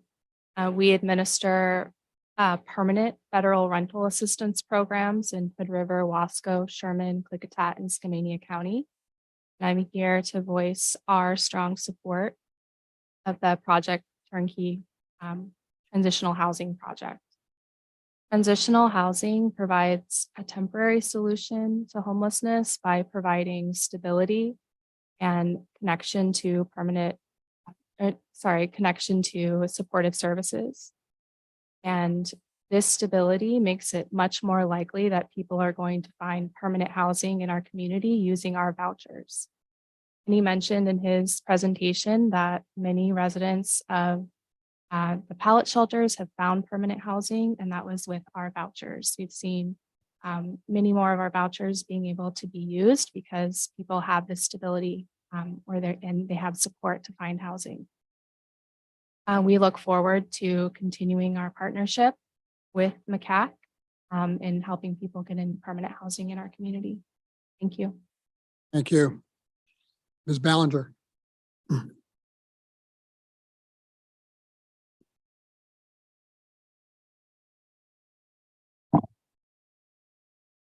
I'm Colleen Ballinger. I live at 1015 Lincoln. And I'm here to share concerns that I understand businesses would have. But I want to say, as a volunteer with St. Vincent de Paul and with the warming shelter with MCAC, and as a volunteer with Community Meals, I have been very frightened with some of the clients I've taken care of. But I will say, with this turnkey project, these are the people we want in our backyard. These are the people who are receiving services, who have made choices to receive help, to make changes in their life. Where some of the people that we see on Pentland Street are people who cannot and have not. So there's a big distinction in my experience with the two groups, and I have a lot of hope for the turnkey project. Thank you. Thank you. Anybody else? Last call. Ms. Agee, go ahead. Come. Just have a comment. You have a comment about? No, this? I'll wait.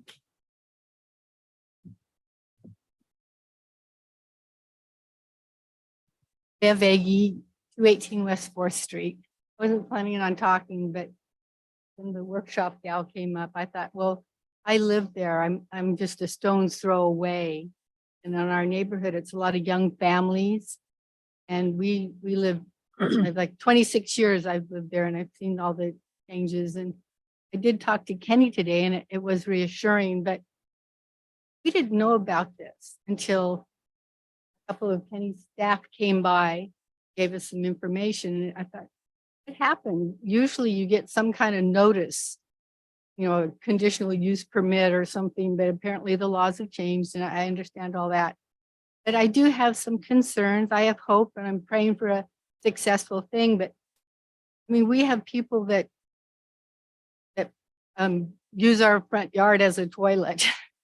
And my husband's on the board at St. Peter's and we worry, our docents are elderly, usually one gal's legally blind and they have little emergency buzzer to get the police in a hurry to help them.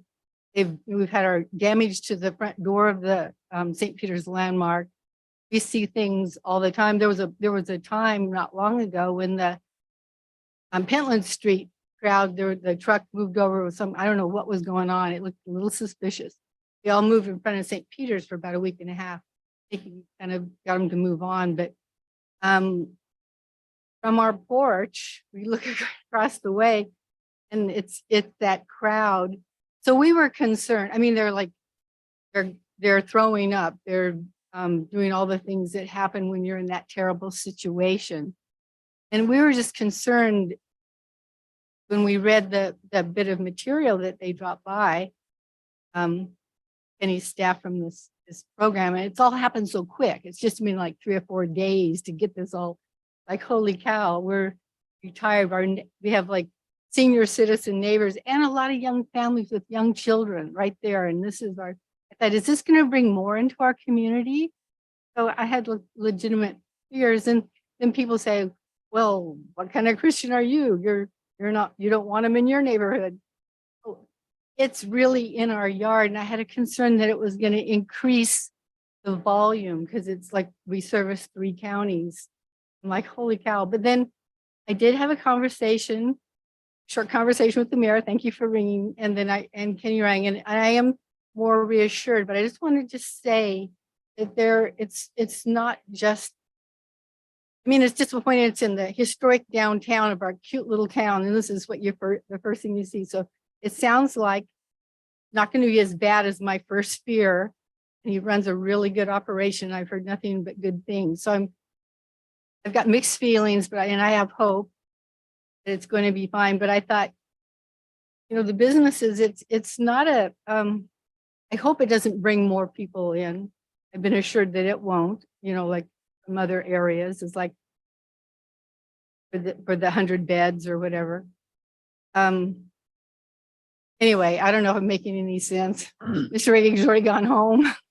So, I didn't know I was going to talk, but I just wanted to say something for people that live there. It's not just businesses. It's a community. All of 4th Street are families and elderly people that live on their own and young kids. And it's a worry. You know, they're a bit dangerous. I mean, sometimes they're quite violent and my husband's been threatened and we kind of check the street before you go out. You just kind of pace yourself. You don't want to walk along. Concerned of the volume of people it may attract. I have to say, I do feel better. I can see it's going to be done. Just disappointed that it's right there, right in our Trevitt Edition historic area. But like you say, he's going to fix it up. And talking too long. I just No, you're okay. wanted to. I'm sure Mr. to say LaPointe, my 2 bits for the retired people that wanted to sit on their porch in peace without someone tinkling in their front yard. thank you, Bev. Good. I'm sure Kenny will continue to be as responsive as he was today. Anybody else? Okay. We'll adjourn, not adjourn, we'll, oh, I'm sorry, Counselor McLaughlin. I just have a quick shout out. I have observed firsthand the medical unit from One Community Health serving our community and the positive impact that you're making on our community. I just wanted to say thank you for doing that. Okay. Moving along to number 7, which is the city manager's report. Mr. Cleaves. Thank you, Mr. Mayor. Just a couple items. Wanted to give you an update on some of the staffing positions that we have here. We are still in the hunt, if you will, for a facility supervisor along with an economic development officer. We've had some transition with staff at our Wicks Water Treatment Plant, and we are seeing some promising forward movement with our new IT manager as well. So we've had some success, but there's been some difficulties with recruitment. I think was expressed a little bit earlier today. I also wanted to report that I've continued to have an appearance on the KODL radio station, Coffee Break Talk Show at Cousins, and also working with my executive assistant to get a slot on Radio Tierra and have an appearance on that station as well. The community outreach team is planning another trip to DC this spring. I will not be attending this trip, but we're coordinating with them on the different projects and policies that they continue to advocate for us. And finally, later this week, there is a One Gorge kind of coordinated effort to attend the Gorge-S Night Out down in Salem. And so Dan Spots and I will be traveling down, I think, with a few other community members to build and develop some of our relationships with the legislators down in Salem. So I'm looking forward to that. Thank you very much. Thank you. Any questions for Mr. Cleaves? Okay, we're going to go to city council reports. We'll start on my right with Councilor McLaughlin. No report tonight. Councilor Randall. Thank you, Mr. Mayor. Just real quick, on January 25th, had a meeting of the Historic Landmarks Commission, and then the 26th with Q Life, and then February 6th met with the city manager and the mayor for a briefing, and that's all I have to report. Thank you. Councilor Richardson. Thank you. Briefly attended a briefing session, a climate task force session, a couple of conversations with constituents, and I have my first traffic safety committee meeting on Wednesday morning. Councilor Runyon. I too attended the Q Life meeting on January 26th with Councilor Randall, and I was going to let him give all the detail of it. He takes better notes. But there are a number of issues going on within the city and without the city around the county concerning Q Life, and maybe we'll bring a report the next time. Also attended the Columbia Gorge Veterans Museum meeting. It's closed currently for the winter season. It will be opening before too long, next month or two. And then today, this afternoon, the Mid-Columbia Veterans Memorial Committee at the Civic Auditorium. And Mike Knopf of Point Man Ministries was our speaker. Councilor Long. Thank you, Mr. Mayor. So the January Urban Renewal Agency meeting was canceled, but we have a meeting coming up next Tuesday. I attended a briefing session with the city manager, mayor, and another counselor on February 9th.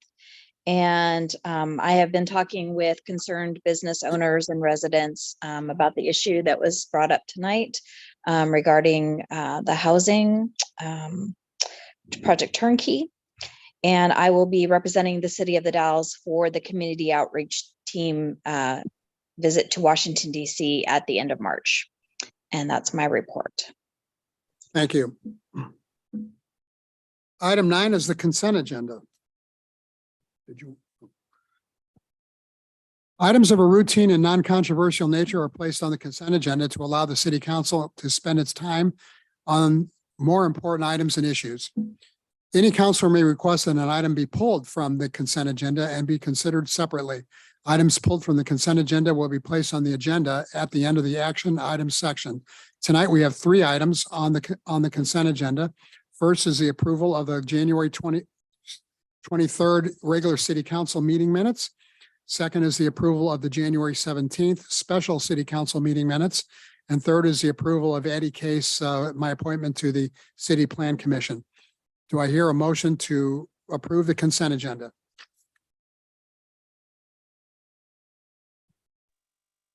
All right, I'll move to approve the consent agenda. Thank you, Counselor. I'll second that. Been moved by Counselor McLaughlin and seconded by Counselor Randall to approve the consent agenda as amended. Is there any discussion? All those in favor, please say aye.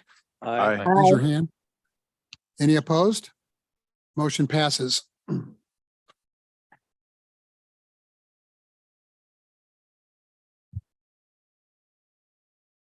Item 10A is a resolution adopting a supplemental budget. We're going to be double teamed tonight. We have Dave Anderson, our Public Works Director, and Angie Wilson, our Finance Director, to come before the council to present this issue. Yes. You got to read your little diatribe. Do that. Now is the time for a public hearing regarding the approval of a supplemental budget. This is a legislative hearing to receive testimony regarding the proposed supplemental budget. I will open the public hearing and ask for a staff report. Following the staff report, I will ask for testimony from the audience. At the conclusion of the testimony, the public hearing will be closed and the matter turned over to the city council for deliberation and a decision. So I'm now opening the public hearing and I'm asking for a staff report. Good evening, Honorable Mayor, City Council. You have before you my agenda staff report for resolution number 23-007. This is adopting a supplemental budget for the fiscal year of 22-23, making appropriations and authorizing expenditures from and within the various funds of the City of the Dalles adopted budget. The supplemental budget adds funds to existing budgets, while budget amendments move already budgeted funds between categories of the same fund without adding to the fund's total budget. A public hearing is required for any supplemental budget that changes a fund by more than 10%. The proposed supplemental budget is more than 10% of the operating budget of either of the affected funds, so a public hearing is required this evening. Resolution number 23-007 is a supplemental budget of various funds of the Public Works departments. These additional revenue sources have come from the audited financial statements, bringing in additional funds into the beginning fund balance. The first one is the City Street Fund has realized an additional $895,232, with $150,000 to be allocated to the ADA upgrades, $350,000 to be allocated to the contracted chip seal, and $395,232 for maintenance projects. The Public Works Reserve Fund has realized an additional $97,901 with a proposed allocation for a 5-yard or a 10-yard dump truck purchase. The City Water Capital Reserve Fund has reserved an additional $1,695,908, proposed to be allocations of $200,000 for the Wicks plant roof, $220,000 for the East Ninth Street water main, $350,000 for the SCADA Phase 1, and $925,908 for replace fund for Garrison Reservoir painting. The city's wastewater fund has realized an additional $315,900 for the proposed allocations of $200,000 for the wastewater treatment plant repairs and $115,900 for the East Ninth Street storm construction. The wastewater fund has realized an additional $234,268 for proposed allocations of $30,000 for the wastewater treatment plant maintenance parts and $75,000 for the air piping replacement, $129,268 for the West Ninth Street sewer line. And lastly, the sewer special reserve fund has an additional $1.467186 for proposed allocations of $430,000 to the 2022 slip line contract, $350,000 for SCADA, and $200,000 for the Trevitt Street storm sanitary, $219,233 for the Second Street sewer, and $267,953 for the Second Street storm. So that was a lot to present to you. So I've asked the Public Works Director to be present this evening because these are additional projects that he's putting into his funds this evening. And if you have any questions, he'd be more than happy to answer them for you.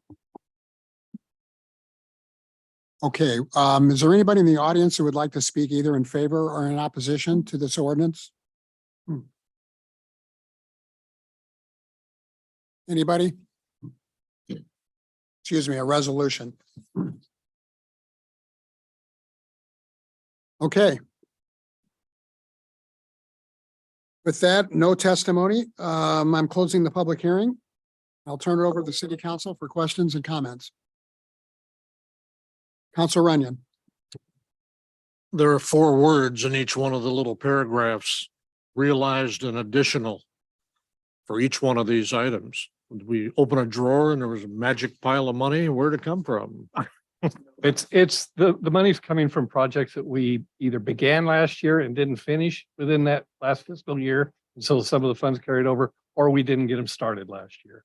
So these are funds that were budgeted to be allocated in the previous fiscal year, didn't all get spent. We're moving them and the project work over into it. That would have been a great sentence at the start of this whole thing. Thank you. Her idea, though. Well, check it. Things can be found. All of these are projects that are on a variety of lists somewhere. You've had in mind and or started or were planning to start. They weren't just sort of spending a lot of money No, just on. these are all fun projects things. that were presented in either last year's budget or already included in this year's budget. You know, we estimate how much we were going to spend in each year, and we spent less last year and need to carry over more. I will point out in Fund 53, the Water Reserve Fund, council may recall that we had advertised that project, and the bids came in more than we could afford. And I had indicated to the council at that time, we did not have that project rebudgeted for the current year. The supplemental, and council had indicated a desire for us to look for opportunities to fund that Wicks roof project. This supplemental the budget does. Thank you. Anybody else? Okay, I'm looking for a motion to approve the resolution. I'll go ahead, I guess. I'll move to adopt resolution number 23-007, adopting a supplemental budget for fiscal year 2022-23, making appropriations and authorizing expenditures within various funds of the Dalles adopted budget. Is there a second? I'll second that. It's been moved by Councilor McLaughlin and seconded by Councilor Richardson to approve the resolution. Is there any more discussion? All those in favor, please say aye or raise your hand. Aye. Aye. Aye. Any opposed? Motion carries. Thanks very much, you guys. Okay. Item 10B is the regarding the closeout of the Community Development Block Grant. This also is a public hearing. With us tonight is Josh Chandler, our Director of Community Development, and Karen Long, who introduced herself previously. So now is the time for a public hearing to receive testimony regarding closeout of Community Development Block Grant, project number HA 2101, providing COVID-19 emergency rental and mortgage assistance. As before, I will open the public hearing and ask for a staff report. Following the staff report, I will ask for comments from the public. And after that, I'll close the public hearing and turn it over to the city council. So I'm opening the public hearing. Mr. Chandler. Good evening, Mayor Mays, councilors, Joshua Chandler, Community Development Department. I'm joined this evening with 2 representatives from the Housing Corporation to provide any additional context following my presentation, as well as any Spanish translations that may be needed by any members of our audience that would be providing comment this evening. As mentioned, the purpose of this public hearing is to receive public testimony regarding the administrative of the CDBG grant project HA 2101, which provided rental and a mortgage assistance, as well as utility assistance for qualified households. In response to the coronavirus 19 pandemic, Congress passed the CARES Act in March 2020 to provide economic aid to citizens negatively impacted by the pandemic. A portion of these funds were allocated to the Oregon State CDBG program administered by Business Oregon for the creation of the COVID-19 Emergency Housing Assistance Grant Program. This program was created to provide emergency housing to low and moderate income households earning 80% of below 80% of average median income. The city, along with the Housing Corporation, was awarded a $400,000 grant in August of 2021. Unlike many CDBG grants, this one was specific to just 1 year. It was only eligible for 1 calendar year. So this, and all unused funds during this period would need to be forfeited. A couple statistics provided for you regarding this project or in your staff report. Mentioned this is good. This project happened in 2022, so it was good for January 1st to December 31st. Communities or counties assisted was the Hood River, Sherman, and Wasco counties. Communities Cascade Locks, Hood River, Mosier, the Dalles, and Wasco.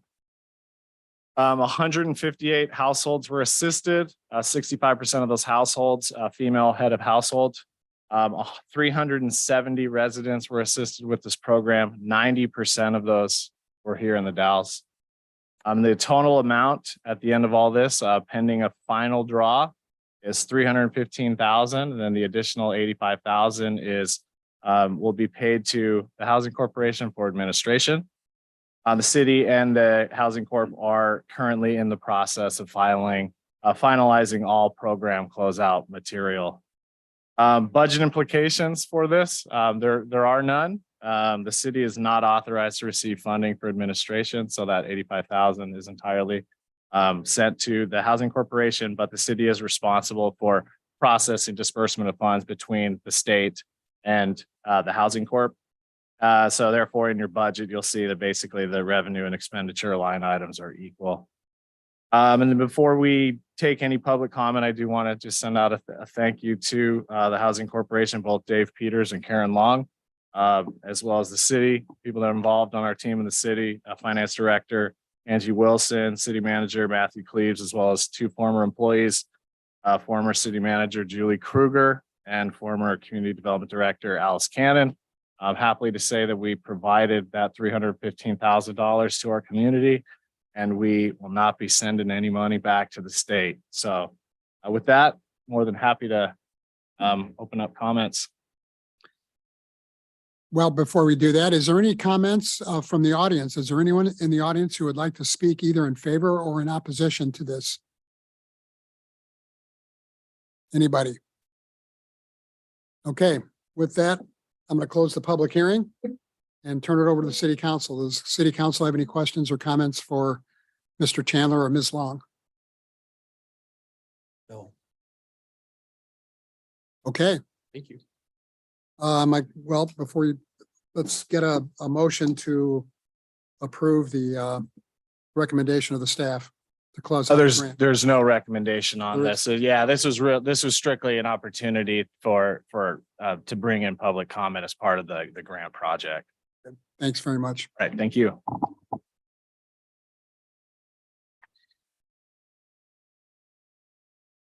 Okay, item 11A.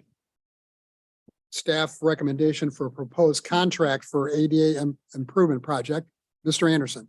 Honorable Mayor, members of council, the item before you is the award of the 2023 ADA or Americans with Disabilities Act Improvement Project, which is contract number 2023-003.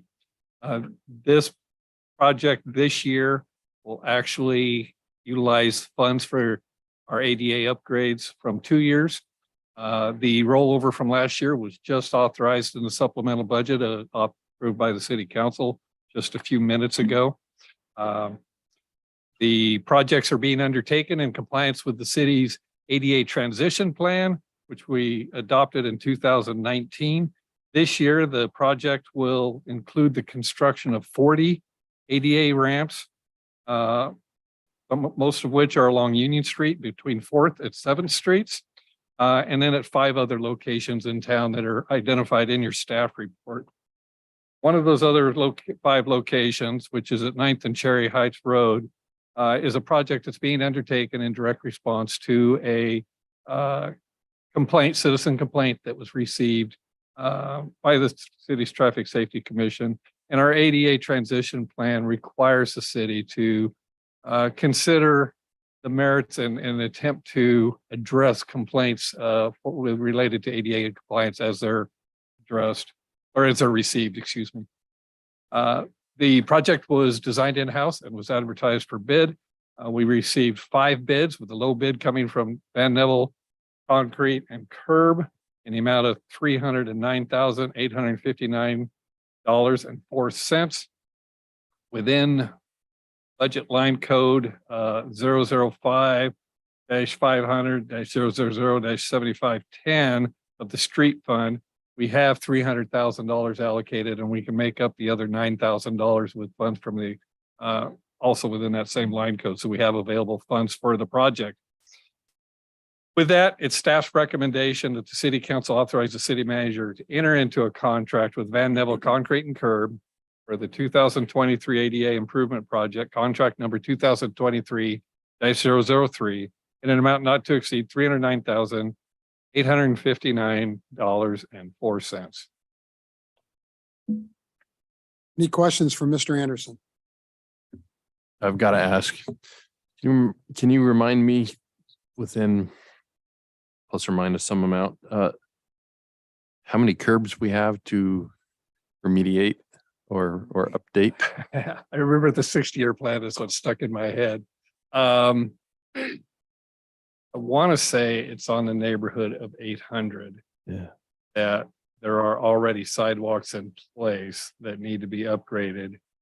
And there's probably and I think there was about an equal number of intersections that someday will need to be addressed that don't currently have sidewalks. So they're a second level of priority. Thanks. I know we get a lot of people interested in improving their sidewalks as part of their 50/50 program. Or any of those include? So we have been, if a 50/50 sidewalk application comes in and is accepted, we have not been charging those homeowners 50% of the cost of an ADA ramp. We didn't feel it was equitable to be doing some of them in town and penalize someone just because they came in on the ADA. So if there's a project that requires a ramp upgrade, the city's paying the full cost of the ramp upgrade. They do happen. And they do happen. Thank you. Anybody else? Looking for a motion? Well, sorry, I was going to say, since I asked the question, I'll make the motion.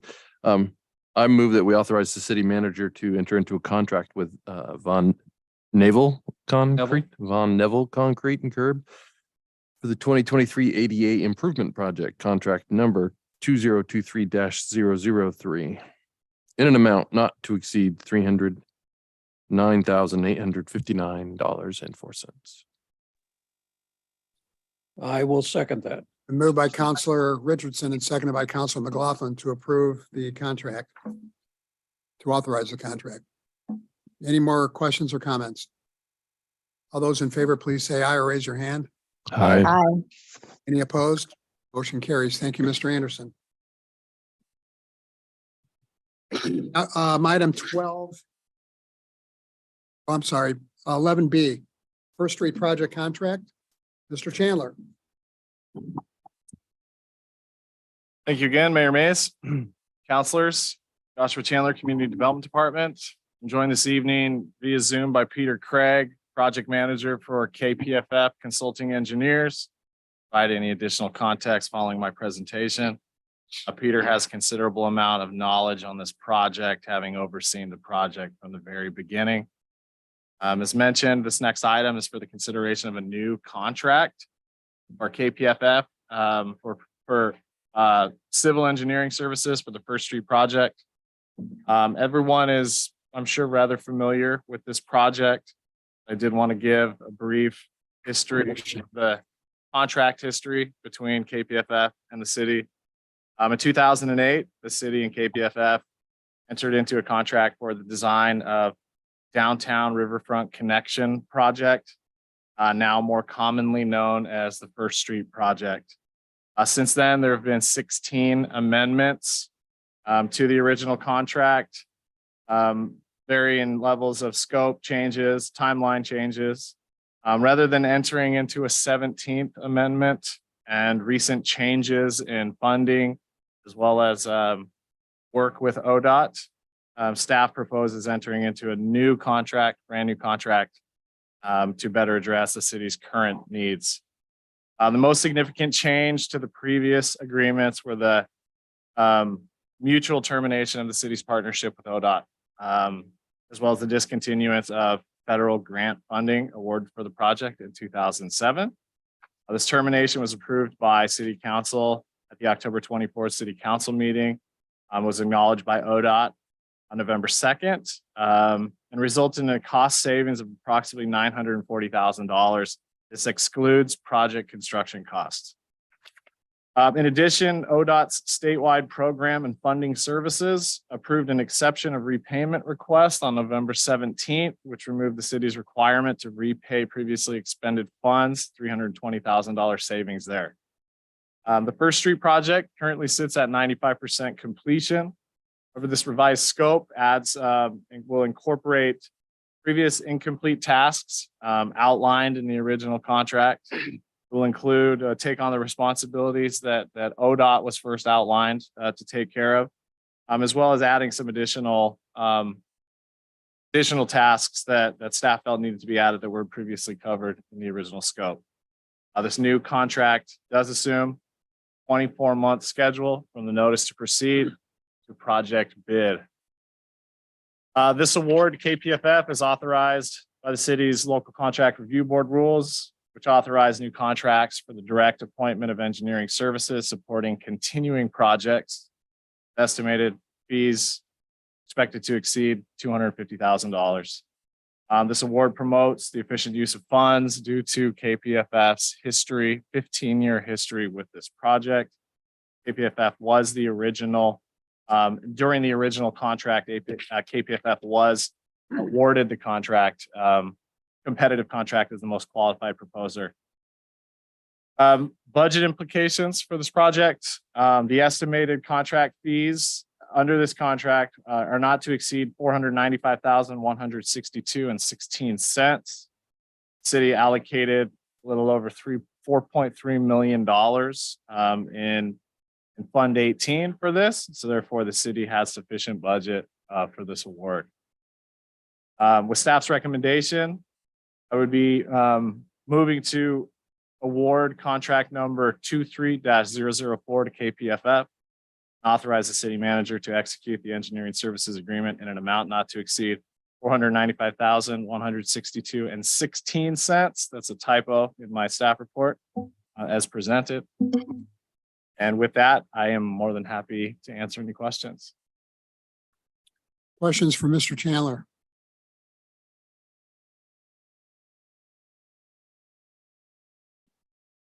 One. I'm One. sorry, Yeah, Counselor sorry. Richardson. Josh, is 24 months a likely time frame to complete this work, or is that like a buffer amount of time? The buffer is in the right of way coordination of First Street. So that's factoring in 18 months of coordination to work out the ownership of right of ways within our First Street and the railroad. We Got do it. know that working with the railroad can take a considerable amount of time. So therefore it could be reduced, but the safe bet is 24 months. Thank you. It's not just engineering Correct. as such. All right. Thank you very much. And when construction would start immediately thereafter? Yeah, following the completion of all this work. So Yeah. we could possibly see springtime 2025, unfortunately. We have any idea how long that will take? Construction? I do not have those numbers. Peter probably provide some assistance on that. Mr. Craig, could you comment on that? Sure. I think, the big item of work is reconstructing all the walls along First Street. I think it's possible that it could be a one season construction project completed in 2025. the way the schedule lines out, the project could probably be bid in late 24. So the contractor would be able to start just as soon as the weather allows and material procurement allows. So we're going to do everything we can to try to line it up to be a 1 season project, potentially 2 years if something were to not line up. Great. Well, even if it's 2025, it would still be a 17-year Yeah, from start to finish. it held the oldest. Through no fault of yours. Held the oldest project number in ODOT system, so they were happy to let it go. No. Any other questions? Okay, with that, would anybody like to make a motion? Mayor, Mr. Mayor, I'd be happy to make the motion as Chair of Urban Renewal, which we're in conjunction with the city on this. I'd like to move to award contract number 23-004 to KPFF Consulting Engineers and authorize the city manager to execute the engineering services agreement in an amount not to exceed $495,162.16 as presented. Thank you. It's been moved by Councilor Long and seconded by Councilor Randall to approve the contract. Is there any more questions or comments? I thought oh, I'm sorry. Did you want to I'll answer the second it. question? Oh, I started to Wait. make a motion. yeah, that's why I gave you the second. Okay. All those in favor of the motion, please say aye or raise your hand. Aye. Aye. Any opposed? Motion carries 5-0. Thank you very much, Mr. Chandler. Thank you.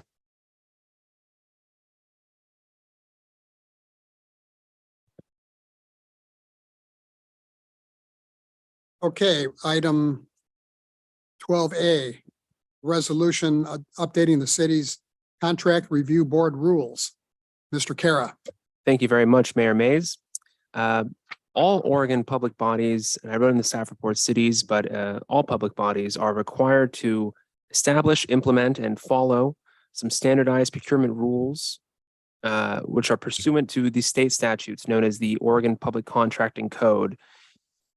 Very fortunately, Oregon law authorizes the city to have its own procurement rules, which can include portions of some model rules that were issued by the Oregon Attorney General, or can be completely independent entirely. And so we already have a general ordinance codified as Chapter 1.24 of our code that establishes this council as the city's contract review board authority, and so authorizes it to adopt the rules necessary to carry out the provisions of the code by resolution. And so here before you tonight, you'll have a proposed resolution number 23-006 to update the city's contract review board rules. The last time these rules were updated was in 2011. And so we're running on 12 years of the same contracting rules under the same contracting dollar thresholds from 2011. And the world is unrecognizable in a lot of ways from 2011. And maybe especially so if you took a look at our 2011 rule book. I mentioned in my staff report as well that best practices would be updating these rules every 5 years or so. So many little changes at the state level occur every single legislative session that impact the world of public contracting. And so we can get by only for so long without taking a hard look at our rules. And more importantly, updating our rules is a tremendous benefit to this city.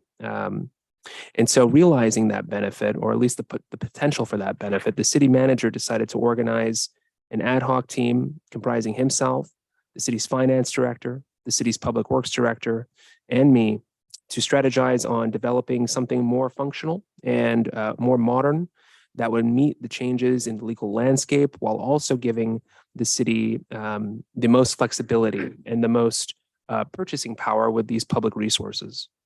And so attached to the resolution, which is included here in the staff report and in the packet, you'll find a copy of the proposed rules, which would be ultimately, if adopted here tonight, effective February 14th, 2023, tomorrow.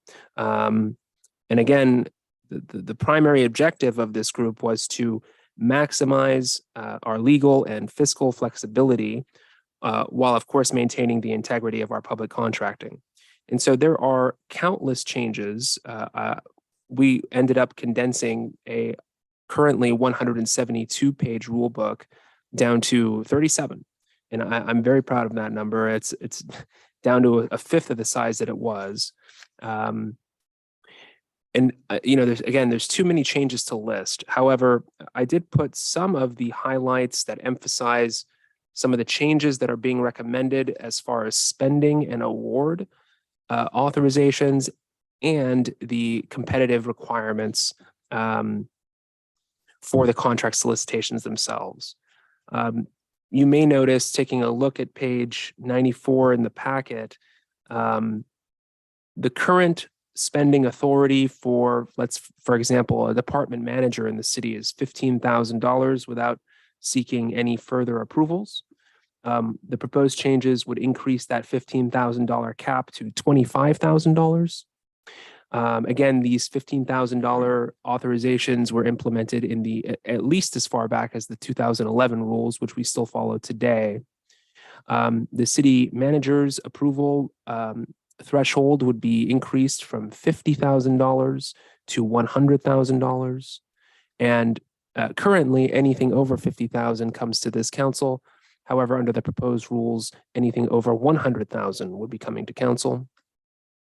One of the biggest changes would be the changing in emergency authorizations, which are very infrequent, and we have very specific rules that govern the ways that emergency dollars are spent. Currently, the city manager is authorized to spend up to $100,000 without coming to council for an emergency authorization. Under the proposed rules, that would be increased up to $500,000. And in some cases, we define in the rules as being of extreme necessity. The city manager would have unlimited authorization. There are so many protections in place that make me very comfortable and very confident in making the recommendation to make this change as well. And so those are some of the authorization changes for spending. There's a whole host of those that changed for the competition requirements for our city's public contracting. These are well within the framework contemplated by the Public Contracting Code. There are some cities that take much more flexible approaches, and some cities that take much more conservative approaches. I'd like to think that this is a very happy middle ground that balances all the different competing interests involved when it comes to competition and public contracting. And so, again, there are too many changes to list. But some of the highlights, at least on these two areas, are indicated in the agenda packet. And of course, if any counselor has any specific question on any of these, I'm more than happy to talk about them. This project took us, I would say 3-4 months to really nail down. And so I'm more than happy to answer any questions that anybody might have on these. And if there are no questions, staff's recommendation is to adopt resolution number 23-006 as presented. But you'd still recommend it even if we had questions. I would, that's exactly right. I would still recommend it. Okay. Any questions for Mr. Kara? No. Okay. Oh, wait a minute. If no one's going to ask, I'm going to ask. Walk me through why you don't have heartburn, especially as someone who's somebody as careful and thorough as you are, in us authorizing the city manager to have no limit on spending in case of emergency. Well, and also no need to consult with city council. I mean, it's a small town. It is a small 12 town. minutes from end to end. You're telling you we cannot get in a car, email, phone, or otherwise get a hold of city council in the case of an emergency to do some sort of consultation? Mr. Mayor, may I respond to Councilor Richardson? Absolutely. Terrific. So that's an excellent question, Councilor Richardson. Well, again, I've included so many protections for the city's interests in these rules that even a single dollar spent that isn't an authorized expenditure will be found the city, it'll find its way back to the city, more or less. I mean, somebody will be liable for that expenditure that was made without authorization. And so with specific respect to the city manager, well, he is one of 3 appointed by this council, and the next city manager will be one of 3 appointed by the next city council, and so on and so forth. And so as a direct report, ultimately the conduct of the city manager is subject to the city council's review. And so that's one check on the powers that be here.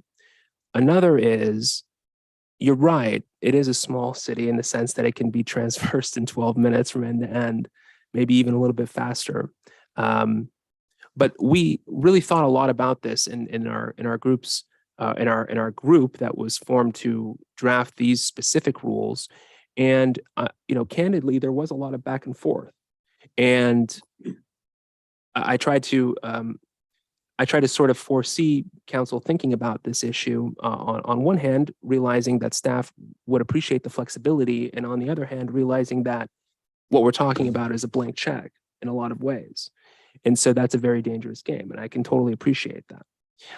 But ultimately, when it comes to instances of extreme necessity, which are not fully contemplated by the Oregon Public Contracting Code, it makes a whole lot of sense to me not to impose a cap on the CEO of the city's ability to spend money in response to an emergency impacting the city to such a degree that it's deemed an extreme necessity, which is very different than, for example, a more customary emergency. And the most recent one that I can think about working on was with our public works director for the interior painting of the water tank for the Cirrhosis Reservoir, I think is what it's called. And in that sense, that was an emergency that required an emergency contract. But it wasn't an extreme necessity in the sense that if something doesn't happen tonight before this meeting's over, there's going to be serious catastrophic failure of the city's infrastructure or harm to the public safety or health. And so in cases of extreme necessity, yes, there is no time to drive across town. There is no time to convene a special or emergency meeting of the city council, especially in light of what's commonly referred to, it's my understanding in this region, as a Cascadia tier event or a Cascadia tier natural disaster, where maybe communications are severed, or maybe there is a rupture down the middle of the city, and we have to think about these types of hypotheticals and what the city's leadership can do in response to those. And if there is no authority for an individual like the city manager, or actually specifically the city manager, to make these sort of unilateral decisions absent any council direction, then the city's, that's a liability that faces this city. It's a real liability and a legal liability. But most importantly, the biggest balance here is council's ability to dismiss the city manager if they make a decision or spend a single penny that is not authorized. And so again, there are so many protections that have been integrated into these rules that I'm very comfortable recommending that council adopts them as presented without changing them, really. But if there are concerns, maybe there are some things that we haven't thought of, but I'd like to think that we've been extremely comprehensive here. To follow up on that, as one who's been in this position before, what if we were to authorize, and put conditions on the authority to, for example, one condition could be a good faith effort has been made to obtain the consent of the city council, or if communication is impossible. And I can see with for example, an earthquake, a devastating earthquake, communications will be cut off and there'll be no way for the city manager to get a hold of the council. But what if we put that kind of stipulation in here? These are very formalized, and I don't even know if in your opinion, that would be the place for something like that. We have some provisions baked in, and I just opened it up. And if any counselor wants to follow along, it's on page 131. And these rules are written in such a way that I'd like to think that they're easy to read relatively. For what it's worth, I did write them, but I think still easy to read. And so we can go through it just very, very briefly, because I think it is a worthwhile endeavor for us to look at this arguably the most dramatic change in the rules, but still arguably one of the most important. And it indicates that the city manager, whenever the city manager determines the city's immediate execution of a contract is necessary in response to an emergency, they may execute an emergency contract without competitive selection or award as provided here and consistent with state law. And so for competition, which is a different element here of this conversation, it's different than authorization, but for competition, the time must be permitting. There has to be an attempt, and I guess arguably that could be considered a good faith attempt, right? To find a competitive price and quality evaluation to ensure the city's getting a good deal ultimately. But with respect to the actual authority, we start talking about the emergency reporting, and as soon as possible, in light of the emergency circumstances, so whatever those happen to be, the city manager must notify the council and the city attorney in writing of the nature and facts of the circumstances surrounding this emergency, how the contractor was used, or I'm sorry, how the selection of the contractor occurred, and the reasons why the selection method was deemed in the best interest of the city. And there are some special particular rules for emergency construction contracts, and those are contemplated by state law. And so again, these are just some of the protections that are implemented for emergency protections. There is a reporting requirement to both the city council and the city attorney of the nature of the emergency and how the contractor was selected. And ultimately, when there's an explanation of the reasons for why this was deemed in the best interest of the city, there should be more than likely an explanation of why there was no time to do this a different way. And that gets reported to both the council and to the city attorney. And I do think that this should cover the concerns associated with having this authority. Well, like you say too, if the city manager is going to have to use his judgment, it's a judgment call on his part as to what he should do in circumstances such as this. And like with anything else, if the city council doesn't like the decision he made, I'm not going to say we're going to, we discharge or, it's something that would certainly come up during his performance evaluation. Sure. So. Anybody else? Councilor Runyon. I thought this might be a typo, so I wanted to ask a question. Yeah. Under current, up to $1,000 by authorized city employees. Under proposed, up to 5,000 by all city employees. Oh, yeah, that's correct. Well, I just went to work last week and need to go to the store. I mean, it just seems like, why not authorize city employees? I have no problem with the increase in the amount, but it just seems like we've just opened up a can of worms. Yeah, I believe that was a change requested by the city manager. And so I'll defer to him on that particular question. But again, it's sort of a similar answer, and I'll mention this, Rod. Any purchase that is not authorized, and whatever that means is a function of these rules, and we have, a definition for what that means in the rules, is a personal liability to the employee or whoever spends the money. And so this doesn't harm the city's interest when somebody spends the city's money on something they shouldn't, because ultimately they'll be personally liable for the difference. And so that applies in all cases, even down to $1. And so, but with that said, I do recall this being a staff decision. So I'll pass the microphone to the city manager. Well, and what I can add at this point is some of the subsequent work that'll follow the adoption of these local contract review boards will be some administrative policy updates to the credit card system that we have, who is authorized to have a credit card and use that credit card, who may submit check requests, and that process that looks like receiving that ultimate approval. So, there's not city employees walking around with cash that they can just use on their own. There are some additional policies and procedures in place when purchasing an item. Follow up? Yes. Another observation here, and I'm not against it in general, but I just think the thing I brought up was a key item, but some of these minimum to maximums have gone up quite a bit, right? Which we just discussed.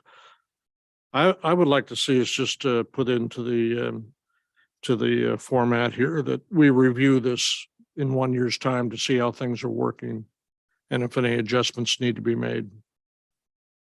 Sure.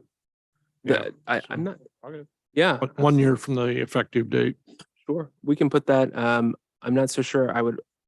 It would make sense to put them, that specific idea into the rules, but maybe we can, What if we made a motion to approve the rules and with the stipulation that we revisit this in February of 2024? sure. City clerk have a comment? That sentence to the resolution? That's exactly how it would take shape. It would be added to the resolution, but not to the rules, right? Does that satisfy your concern? Yeah, whether it's in a staff memo or whatever, however we have to do it. And so I would like to hone in on that, Councilor Runyon, for just a moment. Would you like these rules to be adopted subject to that 1 year provision, or would you like these rules to be adopted and would you like the city manager to come back with a report in a year to give the council an update on how the rules have been implemented and what's working and what isn't? I think it's the same thing, but as long as it's in there, that it's going to be reviewed in a year, whether it's in the resolution for the item or it's an aside written any way you like to do it. Hey, Jonathan, worded that last part. I think that would satisfy your concern and. Yeah, okay with- that's fine. Okay. word That second part with, Okay, well, then I suppose my recommendation has changed. And so I am now recommending staff recommendation number 1 as amended.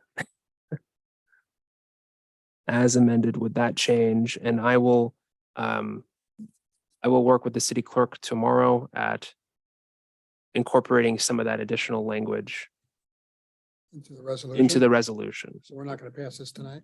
I certainly hope that this is passed tonight, resolution, that is resolution number 23-006 as amended, based off of Councilor Runyon's So we're comment. trusting you to amend the Yes, resolution according to what wishes of us. exactly. Okay. Yeah, that's exactly right.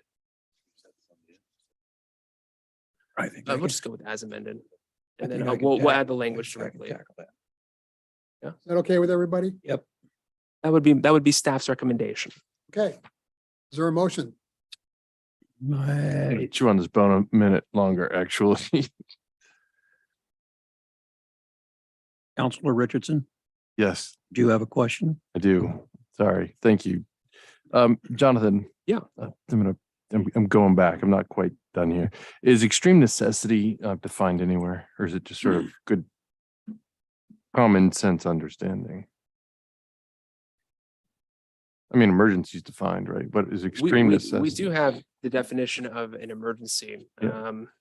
I believe that I did not define extreme necessity, but it is something more than what's considered to be an emergency. It's extremely emergency. We bounced so many phrases back and forth. You know, there was urgency versus emergency. Sure. And, you know, extreme necessity versus, I almost wanted to incorporate like the word disastrous or something, you know what I mean? To really evoke that sense of, you know, these are dire situations. So let me strike that. That was easily answered. Just your thought on the addition of a clause in the extreme necessity section. What about saying something like, if extreme necessity, comma, where council cannot be feasibly contacted, comma, city manager over $500,000. In other words, it puts a burden of trying to contact unless contact is just not practicable. So I'm looking at page 131. I was looking at page 94, but okay. Oh, 94. Multiple places. The packet? Packet page 94. Resolution page 2. Spending authorizations. Yeah, so this is just the staff report. I thought you were talking about in the rules. So- Might direct you to page 132. Yeah, Okay. so we have 131 is the start of the emergency procurement section, and we have, Thank you. Yes. yeah, 132, which is page 31 of the rules. Thank you. There's too many page numbers. And so, yes, we have something just like that generally, and I think I want to make sure I address your question correctly. So we also have number 4, which I didn't read earlier in response to Councilor Runyon's question. But for all emergency procurements, what these rules currently contemplate is that the city manager is specifically authorized to award those contracts without specific authorization by the city council whenever that price is less than $500,000. However, if the emergency procurement is a matter of extreme necessity, the city manager is specifically authorized to award contracts having any contract price without specific authorization by the city's council. And so are you suggesting that there be an insertion here along the lines of unless the city council is immediately reachable or reasonably reachable? Exactly. My question to you is, what do you think about that? Right now, it's essentially, in the case of some dire emergency,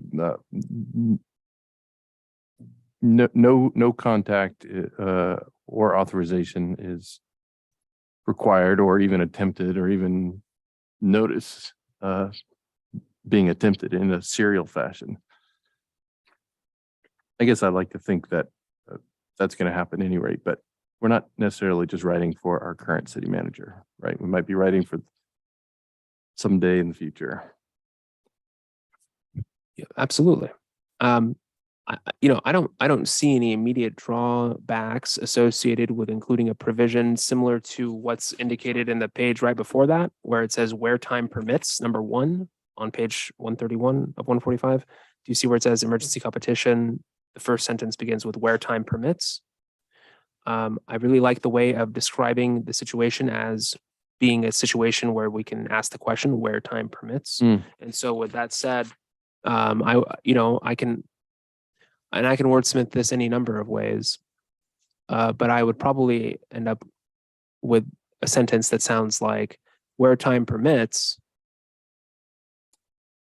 Well, that would be sort of at the end of the sentence. I'd have to wordsmith it. How about this? If the emergency procurement is a matter of extreme necessity and time does not permit contact with the city council, the city manager specifically authorized, et cetera, et cetera, et cetera. Okay, I like that. And time does not permit. Noting that you can get from one end to the other in 12 minutes or less. How about time does not reasonably permit? Can I meet you halfway? That's great. Time does not reasonably permit. Thank you very much. All right. Well, You still want to do this tonight, or do you want to bring it back to us in 2 weeks with all these? no, I'd very much prefer doing it tonight, considering these are rather, clerical at this point, as far as the substance. I mean, I already understand the concerns of at least 2 members of this council. My recommendation is still to modify these, or to adopt this resolution 23006 as amended with Councilor Runyon's recommendation and Councilor Richardson's recommendation. That's been on the record, and we have a recording of it, and I'll go back and watch it and make sure that it's 100% accurate. Okay, could you repeat the motion so that somebody can make it properly? Absolutely. Moving to adopt resolution number 23-006, a resolution updating the City of the Dalles Local Contract Review Board rules effective February 14th, 2023 as amended. Okay, is there such a motion? I will make that motion. Thank you, Counselor. Is there a second? I'll second it. It's been moved by Counselor Richardson and seconded by Counselor Randall to approve the resolution as amended. Is there any more questions or comments? I would just like to say good job on condensing that very important document down to a reasonable number of pages. Thank you. It was such a group effort. It's a big thank you to the finance director and the public works director and the city manager for indulging me. We're all here and sitting in the audience. Thank you for your efforts. Okay, all those in favor of the motion, please say aye or raise your hand. Aye. Any opposed? Motion passes. Thank you all very much. Thank you. Finally, item 13. We have our police department here tonight. Come forward, please. Tell us all about your drone policy recommendation. That's what we're here for. Mayor Mays, members of the council, for the record, my name is Tom Worthy. I'm the chief of police for the City of the Dalles Police Department. tonight's meeting. We've certainly been a long ways around the block. A very wide ranging meeting, and I'm going to introduce a new subject, which is our police department drone policy. So like any good police officer faced with a complex assignment, I did the most reasonable thing, which was to call for backup. Seated to my right is Officer Canyon Reams, a Medal of Valor winner, the Dallas Police Department. Also in the back is Captain Jamie Carrico, a Purple Heart winning officer for the Dallas Police Department. Also in the audience is Mr. Mike Davis, who's a subject matter expert on drones and all things uncrewed aerial. We went forth in our mission to construct a reasonable drone policy for the city of the Dalles by engaging with our partners in the police field in both Bend and Eugene, as well as with the city attorney and Mr. Davis from Columbia Gorge Community College, who's a well-renowned expert in the field. And we wanted to draft a policy that included considerations for privacy, as well as when and how the drone may be used, safety considerations, and what are prohibited uses. The policy also addresses pilot certification and training, very important to the FAA, as well as equipment types and markings and how the drone will be reported upon and what data can be captured and how it will be retained.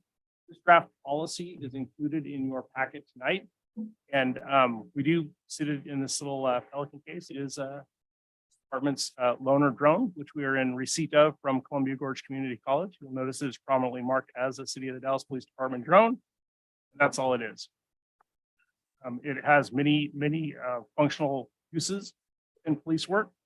Any of those or how it works or how high it can fly, I would defer to my colleagues. But I can tell you that the policy itself is well vetted. Both Bend and Eugene are at the forefront of this new and emerging technology. The policies are really well socialized and they have experience in this regard. So with that, barring any direct questions about the attached policy, I would ask for the council to endorse the draft policy. You want to go forth and socialize it amongst the community in one of a couple of different ways that I have ideas about, and then we'll return it for finalization from the council. Happy to take questions or probably. This is under a discussion item. Was it your intent to do something? You had suggested that we pass something tonight? Nope. Oh, I thought I heard that. If you give me input on the drone policy or say it's a current state, go forth and continue to develop it with the community and input from the community, I will do that. Oh, great. Or the other alternative is to like have change or say, okay, and start over. Okay. Great. Before we wanted to take it out to the community and gather that additional feedback, we wanted the council to first kind of weigh in and make sure that we were headed in the right direction. Right. Okay, we'll open it up for questions from the city council. Councilor Runyon. Stay out of the 40,000 foot area. They're being shot down lately. Sir. I don't know. This one can make it there. How high can this one go, Officer Reams? We're restricted by the FAA to 400 feet. That can be extended if the structure. Above 400. Which was the end of my question. I just want to hear how high they could go. Thank you. Things cost $10,000. This one we have here is our trainer drone. This is the much less expensive model. Drone that we have acquired. Oh, but you've asked for 10,000. Yeah, okay. Great. Any other, Councilor Runyon, I didn't cut you off, did I? Any other questions? Mr. Mayor, if I may, this was the drone that came from in partnership with the Columbia Gorge Community College, correct? Councilor McLaughlin? I'm in support of moving forward in the community. Anybody else want to weigh in? What are we limited? What are we missing by not having a drone? What can't we do that we really need to do? That's a good question. I'll take a slide and then I'll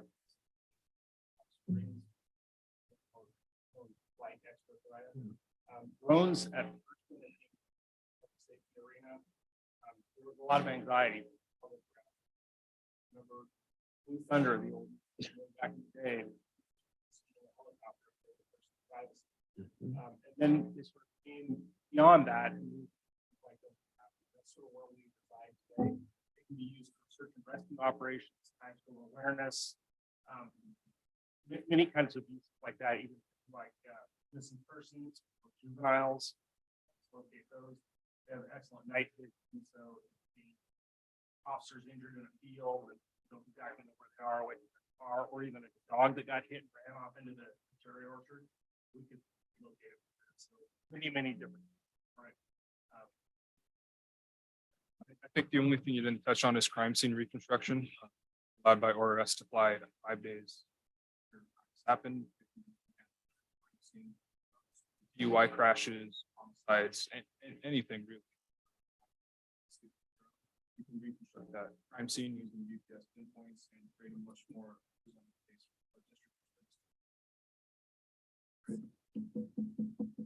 Anybody else? Good. You know, when I first saw this on the agenda, I was talking to our city manager. I thought, oh, we're gonna regulate drones in the city of, I know this is nothing like that, but is there any thought to something like that? I mean, yeah. To speak to that. Yeah. I think how the. Not by us. Okay. Yeah, as far as Oregon law goes, specifically for law enforcement, we're one of the most restrictive states when it comes to specifically law enforcement drones, all of which is outlined in the policy. There's very certain criteria we have to meet. Right. So I believe from what I'm gathering here, we'd like to have you continue with the process and bring it back. Is that what I'm hearing? Everybody? Yes. Okay. We have a community input, carbon policy, and move forward and return it to the council. Great. Thank you very much. Okay, any other business to come before the city council? We do have 5 members of the public that are still here. I'd like to recognize and compliment them for sitting through such exciting subjects as biosolids and wastewater and contracting rules and supplemental budgets and sidewalk grants and things. So thanks for sticking with us all these minutes and hours. And with that, we'll adjourn the meeting. Oh.